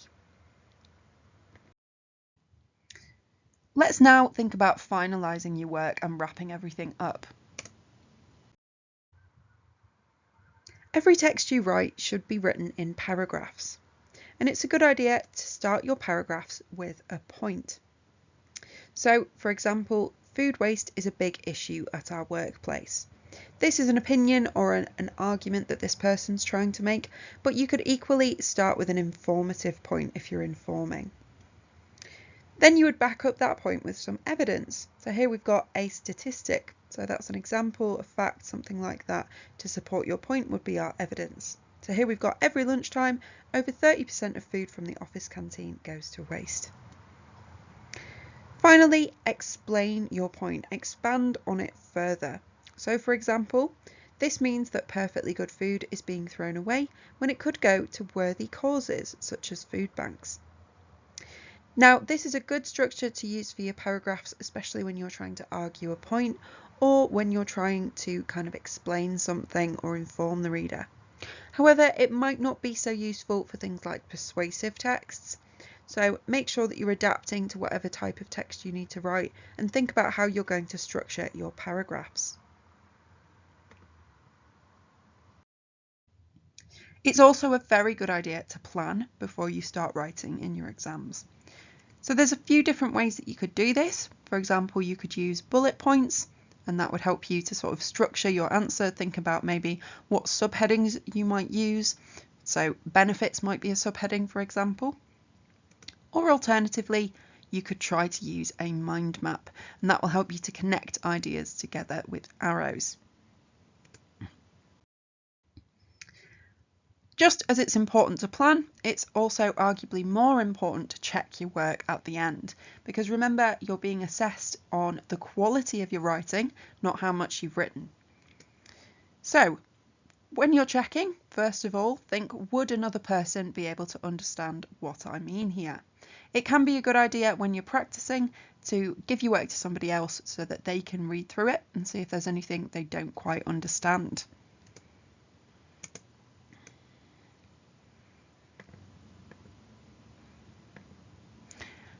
Next, check whether you've fully answered all parts of the question. Remember that in the writing exam, your tasks are likely to have several parts or bullet points that you need to address, and you need to make sure you've included enough detail to cover all of these parts. Next up, make sure that you've included all of the appropriate formatting and organisational features. Then it's time to check spelling. Especially try to focus on more sophisticated vocabulary that you might use less often. Also check to see if you've made any errors with homophones, any common mistakes. Make sure that you've got your double-lettered words correct. You've used plurals, you've followed the I before E except after C rule, and you've taken into account silent letters as well. If you're not sure how to spell a word, see if you can think of another word with the same meaning that you can use instead. Next, check your punctuation. Is that accurate as well? Have you started and ended your sentences with capital letters and full stops? Have you ended those sentences in the right places? Have you used commas and apostrophes correctly? And finally, you'll need to check your grammar. So when you're checking this, just think about whether your writing is really clear, whether it makes complete sense. Think about whether there are any words that aren't in the right order maybe, or any missed out words, as well as any places where you might have used the wrong word by mistake. Also check that your subjects and verbs are matching up, you've used tenses correctly, and your articles are correct as well. If you can change any sentences so that they're easier to understand, you should try and do that too. Now, let's put all of this knowledge together and think about the exam. In the exam, you'll need to complete 2 writing tasks, and it's important that you do both to maximise your marks. So what are you going to be assessed on? Well, roughly 60% of your marks will be awarded for composition. This includes a variety of things, including clarity. This means ensuring that your writing is easy to understand throughout. Detail, which means meeting the word count if there is one, and responding to all parts of the task. Organisation, so that means using paragraphs, organisational features, and organisational markers effectively. Formatting, which means using all of the required formatting features for your text type. Language and register, so that's making sure that your tone and style, including your formality, are appropriate for the audience and purpose of the task. And finally, construction. So this means writing longer, more complex sentences correctly, and also using paragraphs effectively. The other thing that you get marked on is your SPAG. So SPAG is worth roughly 40% of the marks, and it includes spelling, punctuation, and grammar. So it's important that you spell a range of words correctly and that you're using accurate punctuation. Especially focus on capital letters, full stops, commas and apostrophes, but try to get in some more complex punctuation if possible. Also make sure that your grammar is correct, so that's using your tenses and articles correctly, ensuring your subject-verb agreement, and constructing clear, logical sentences. So now let's take a look at an example. You want to have a community event in a park in your town, and you need to apply to the council for permission to hold the event. Write a letter to the council requesting permission to hold the event. In your letter, you should explain why you're writing, tell the council what the event will involve, explain why you want to hold the event, and explain how it will benefit the community. You should aim to write 200 to 250 words. So here our text type is a letter. That means we should use quite a personal style and include the appropriate formatting features like addresses, the date, a greeting, a sign-off, and our name at the end. Our audience is the council, so we'll need to be formal and polite throughout. We've got 2 main purposes here. So firstly, we need to explain what exactly this event is going to involve. So for this part, we're going to be including lots of facts about the event, and we'll use logical reasoning to show why we want to hold that event as well. Secondly, we need to persuade the council to allow the event. So to do this, we should maintain quite a positive tone and try to use evidence, reasoning, and persuasive language features. So when we're explaining how the event will benefit the community, we will especially be persuading. The context provided here is that the event will be in a park. So that means it's going to be outdoors, so it needs to be suitable for that environment, and it also needs to benefit the community in some way. So we need to choose an event that's suitable for a park and will help people. So here we have our model answer. Pause the video now if you'd like to have a read through this and get some inspiration for writing your own answers. Looking to gain your English qualification and take the next step? Start with our free bespoke initial assessment diagnostic test. It accurately identifies your current level and recommends the perfect course to help you get started. As you progress, the course updates your level automatically based on how well you perform in the tests. It's perfect for tutors and providers to monitor progress, and just as useful for students to track how far they've come. Your first step in the course is the Subject Knowledge Assessment. This checks your understanding across the full English curriculum and recommends the key topics you should focus on. The course layout is simple and easy to navigate. Your personal dashboard shows course completion, average scores, and recent results, so you can quickly revisit any topic. Your current level is always visible at the top of the course. Every topic contains expert video tutorials, practice questions, and topic tests. First, watch the tutorial video for a clear explanation. Then, complete 5 quick-fire, multiple-choice questions to check your understanding. Finally, take the topic test, featuring exam-style questions with instant feedback and full written solutions. Ready for the next challenge? Our course includes AI-marked mock exams in reading and writing, the fastest way to get accurate exam-standard feedback. These practice exams match the style and structure of the real tests and give you results in seconds. Prefer printed mocks? We also offer paper-based mock exam booklets delivered to your door.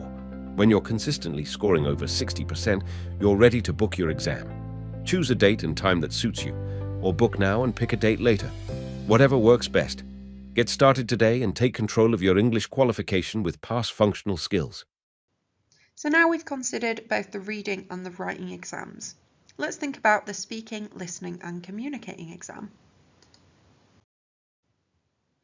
So first of all, the important thing you need to know is the criteria for this exam. You need to pass all 10 criteria in order to pass the exam. So the first is identifying relevant information from presentations or explanations. The second one is following and understanding narratives and lines of argument. Thirdly, you need to give detailed and appropriate answers to questions. Fourth, you need to be asking relevant questions to others.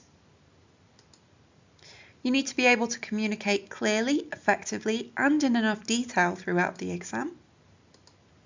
You need to share your opinions and use some evidence to support them. You'll need to use language that's very polite and formal, sticking to the topic throughout. Try to move discussions forward with some relevant contributions. Ensure that you're adapting to what others say during those discussions. And finally, use appropriate, polite language and know how to interject. So let's take a look at each of these criteria in more detail and discuss how you can meet them. So criteria point 1 is identify and extract relevant information from extended explanations or presentations. So to do this, you should try to note down some key information. It's a great idea to take notes in the exam so that you'll understand what everybody has said. So focus on the key points when you're taking notes and try to recognise the main ideas that somebody is giving. Also try to identify things like specific facts and information if they're relevant to what you want to say. It's a good idea to use the context of the exam topic because otherwise you'll struggle to understand and interpret what other people are saying. So make sure that you've read the exam instructions very carefully and you know exactly what the topic is. And finally, try to ignore some less important details. When people are speaking, they'll often use lots of little filler details, and it's very important that you can pick out the key, most important points. Secondly, you need to follow narratives and lines of argument. So how can we do this? Well, this is pretty similar to the first criteria. However, we're thinking more about people's lines of argument, so their reasoning. So try to summarise some key points before asking questions. That will show the examiner that you've fully understood somebody's line of argument or their narrative, and you can interrogate them about it. You can ask questions. So for example, you told us that there were challenges, but how did you overcome them? Here the examiner would say that you've understood that this person has mentioned these challenges. That was a key point that they mentioned. Or you talked about how teamwork helped achieve your goals, but could you explain how you managed any disagreements within the group? So here we focused on a key opinion that teamwork helped to achieve goals. And thirdly, you said that curiosity leads to growth. Could you give an example of a time when asking a question made a big difference for you? So here we've really thought about what another person has said, and we're asking specific questions, showing that we've followed what they've said, we've understood their narrative and line of argument. You could also try to expand on others' ideas. So rather than asking a question, you could mention something else. So for example, you mentioned that there were challenges in organising the event. That reminds me of when I planned a similar project last year. It was difficult to manage time effectively. I found that breaking tasks into smaller steps helped a lot. So here we've got this idea of these challenges, and then we've built on that by expanding it with a personal experience. As well as using personal experiences, you can also elaborate on your thoughts. So, for example, it's interesting that you highlighted curiosity as a driver of progress. However, I think it's important to note that being curious also has its pitfalls. Exploring new technology is great, but look at AI. Curiosity drove its development, but now we're dealing with big questions about ethics and control. So while curiosity pushes us forward, it can sometimes lead to problems if we're not careful. So here somebody's understood this idea or this thought that somebody else has had about the importance of curiosity and how it can drive progress. And then they've disagreed with this using some reasoning. So that's all following the narratives, all following the lines of argument. And that requires you to listen very carefully to what other people have said and then adapt your own contributions to reflect what they've said. Thirdly, let's look at criteria point 3. So responding effectively to detailed or extended questions and feedback. Now, when you're responding to questions, try to ensure that you're expanding on the information and answer that question fully. So some questions that you might get asked, somebody might have a question with several parts. So make sure that you're expanding fully to fully answer all of those parts of the question. Try to respond with relevant and accurate information. And if you don't know that information, then you can ask for the question to be repeated or clarified if you're not sure what they mean. And you could also, for example, go and say that I don't know the answer to this, but I could possibly do some research and find out this information. Explain how you would find out that information. And also try to just stay engaged. Remember, you're being asked questions not to just interrogate you, but it's an opportunity for you to share your thoughts, experiences, and knowledge with others. Here's a few things that you shouldn't do. So don't respond to questions with one-word answers. We're not looking for a simple yes or no. That doesn't show that you can communicate effectively or in detail. Also, avoid any irrelevant information that doesn't answer the question. If you've not fully understood the question, then make sure you're asking for clarification, because otherwise you might be providing some information that's actually irrelevant. Finally, don't ever say, I'm not sure, and just move on. If you're asked for information and you don't have the answer, then just tell the group how you would find it, or sort of explain something that's pretty similar to what they've asked, and just show that you've understood that you don't quite know the answer to the question, but you can answer maybe a similar question. What about making requests and asking questions yourself? Well, you should try to ask for information that hasn't already been given. So if somebody's given you a presentation, or if they've mentioned something already in a discussion, you don't want to be asking them to repeat that information, because we're not finding out anything new by doing that. Try to be really respectful and polite when you're asking questions. Don't try to ask any sort of personal questions that might offend somebody or make them feel uncomfortable. Ask for some specific information or a specific idea. So don't just ask a very general question. Try to be as specific as possible based on what somebody's already said. And try to ask for information that is particularly relevant to the topic of conversation, so the topic of your exam. Try to avoid asking for information that's already been given, asking questions that are impolite or might be too personal, asking generic questions that aren't seeking specific information, and also questions that are not fully relevant to the topic.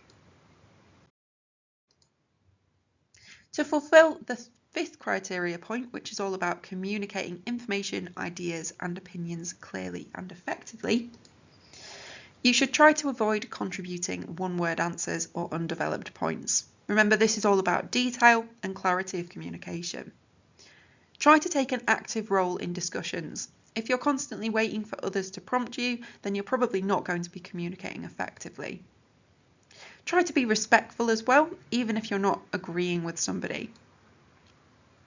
Provide some detailed points, but try to remain quite concise. Remember that you've got to give others time to engage in conversations as well. Try to listen actively to show that you're paying attention, and avoid wandering into any unrelated topics. Just stick with the exam topic.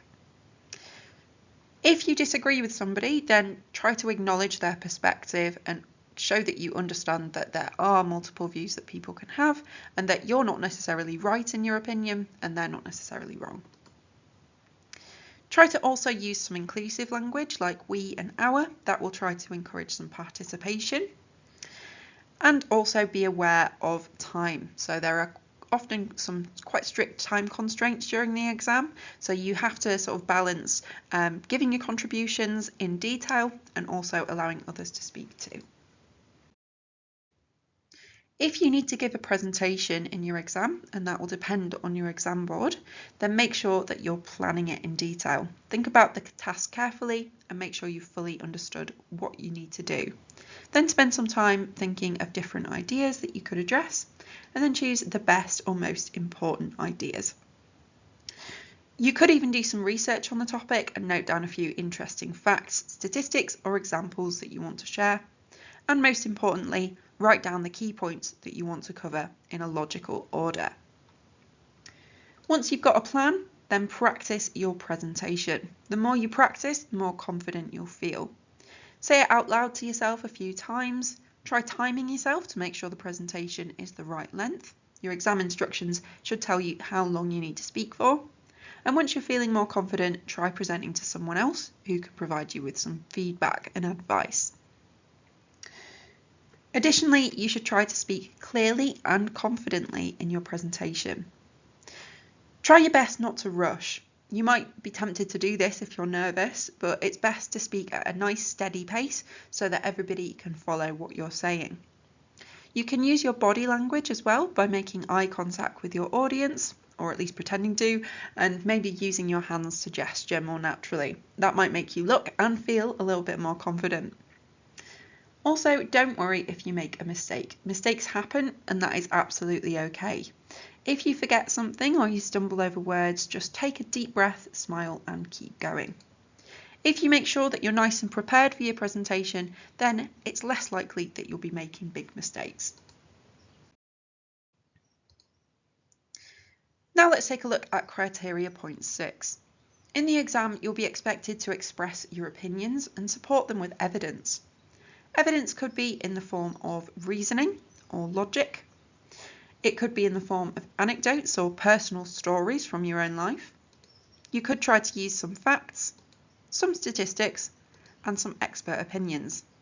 Now, some of these you might have to do a bit of research on, and they might be more relevant to a presentation, for example, but others you can just sort of use and adapt in a discussion, like reasoning and logic and personal anecdotes. So if somebody says something and it reminds you of a personal experience, then you can mention that and give your opinions backed up with that evidence. Criteria point 7 is all about using language that is appropriate. So essentially that just means that you need to be very polite and very respectful. Try to speak in a professional way. So remember, these people aren't quite your friends, they're not your family, so you've got to try and remain quite professional because you're in an exam environment. It doesn't mean you have to be absolutely formal, but try to keep it, exam appropriate. Join in as much as you can. Often people can get quite shy in these kinds of exams, so if you're one of those shy people, then do try to join in. But if you're one of the people that ends up talking over others usually, then try to encourage others to speak as well. And whatever you do, make sure that you're building on what others say and you're adapting to the conversation. Criteria point 8 is all about relevant and constructive contributions. So make sure that if you're in a discussion, then you can be doing all sorts of different things. You could be asking questions to others. You could be agreeing with somebody. You could be disagreeing with what someone said, as long as you're nice and polite and respectful. You could highlight some points that somebody's already made and explain why you think that's a good point or how it could be expanded upon. So expand upon people's points. And also make sure that you're responding to questions too if you get asked one. To address the 9th criteria point, you'll need to adapt your contributions to discussions to suit your audience purpose and medium. Now, we've already said that you should try to mention ideas or information that other people have given. And you should only try to make points that flow in the conversation. Feel free to try and change the direction of the conversation or introduce a slightly new topic, but make sure that you're following on from the previous part of the conversation before you move on to a new topic. Try to listen very carefully to others and only make points that are relevant to what has just been said in the conversation. You could also try to make points based on earlier parts of the conversation. So say, I know that you mentioned XYZ earlier. I'm going to now develop that point. Finally, for criteria point 10, the most important thing is interjecting and redirecting discussion. So how do we do this? Well, you can wait for your turn to speak. Usually that's when there's a little gap in the conversation or some silence. That's a good time to jump in. Try to decide who's going to speak if two people try and speak at the same time. That can often happen. So try and allow the other person to go first, but if they insist that you go first, then just get that conversation flowing. As we've already mentioned, encourage others to have a go as well, and try to keep the conversation quite fresh. So it's a good idea to try and build on what others have said, but then transition into a new topic or an idea that's related to the main point or theme of the exam. Now that we've considered all of the criteria, here are some final tips for your SLC exam. Try to pay attention throughout the exam and take plenty of notes so that you don't forget what others have said and you'll be able to develop points that they've made. Whatever you do, don't read from a script. So this applies to both presentations and discussions.